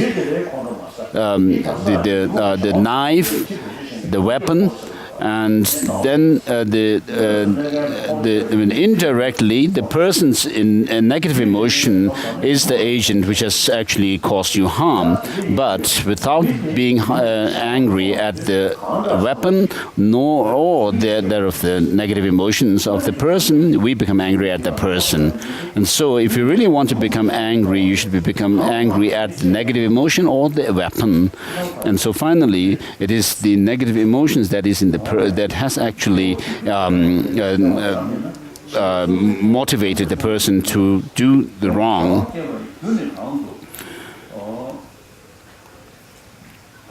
So all ordinary childish people would also not need to be protected. There is nothing that will not serve as a reason for happiness. So if you are able to think rightly, even though the whole world may turn as your enemy, you'll be able to still preserve your peace of mind.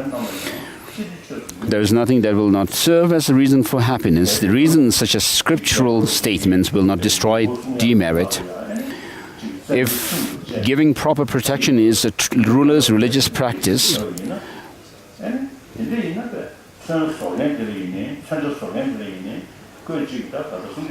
why would the toil of artisans too not be religious practice? So if you say that the kings and so forth could use weapons to protect and as a religious practice, then you could also say the artisans who actually made the weapons have practiced made these out of religious practice. This example shows a ruler on whom the people rely as reprehensible. The excellent see attachment to existence as mother of all those in the world. The sensible do not acquire kingship. Since fools have no compassion, these merciless rulers of men, although protectors, are irreligious. So the non-Buddhist traditions, religious traditions of in India, say that things were caused. Things have come from Brahma. Brahma is the creator. That the different caste systems have actually emerged from Brahma.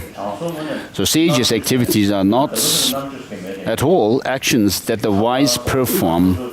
So even amongst the Brahmins, there are those who are wise and those who are unwise. The unwise ones actually indulge in selfish motives and try to make gains for themselves. For there are inferior, mediocre, and superior ones. So virtuous rulers of the past protected the people like their children through the practices of this time of strife. It is now like a waste without wildlife. If a king who seizes the occasion to harm is not doing wrong, then others too, such as thieves, have not done so in this first place. If giving all one has for liquor and so on is not an offering, why consider it an offering to give oneself in battle? You, the king, guardian of the people, have no guardian yourself. Since your guardianship does not release you, who would be happy? Though a king is famous after his death, it'll bring no benefit. Do you, being worthless, and those who cook dogs not have notoriety? When all power and wealth are produced by merit, it cannot be said that this one will not be a basis for power and wealth.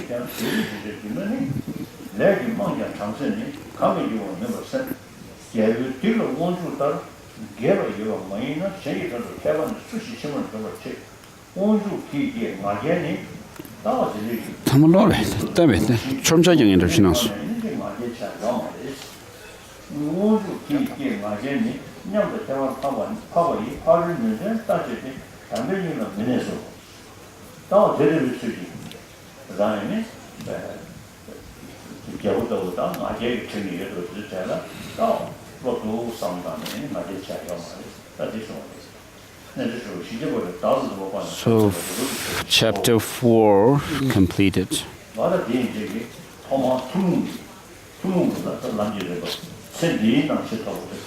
Chapter 4 is the abandoned pride. So this covers the topics of averting the preoccupation with this life's pleasure and the pleasure of the next life, and then you are led into the means to reach. By these you are led into the means to higher rebirth, and then the next comes those of the means for liberation.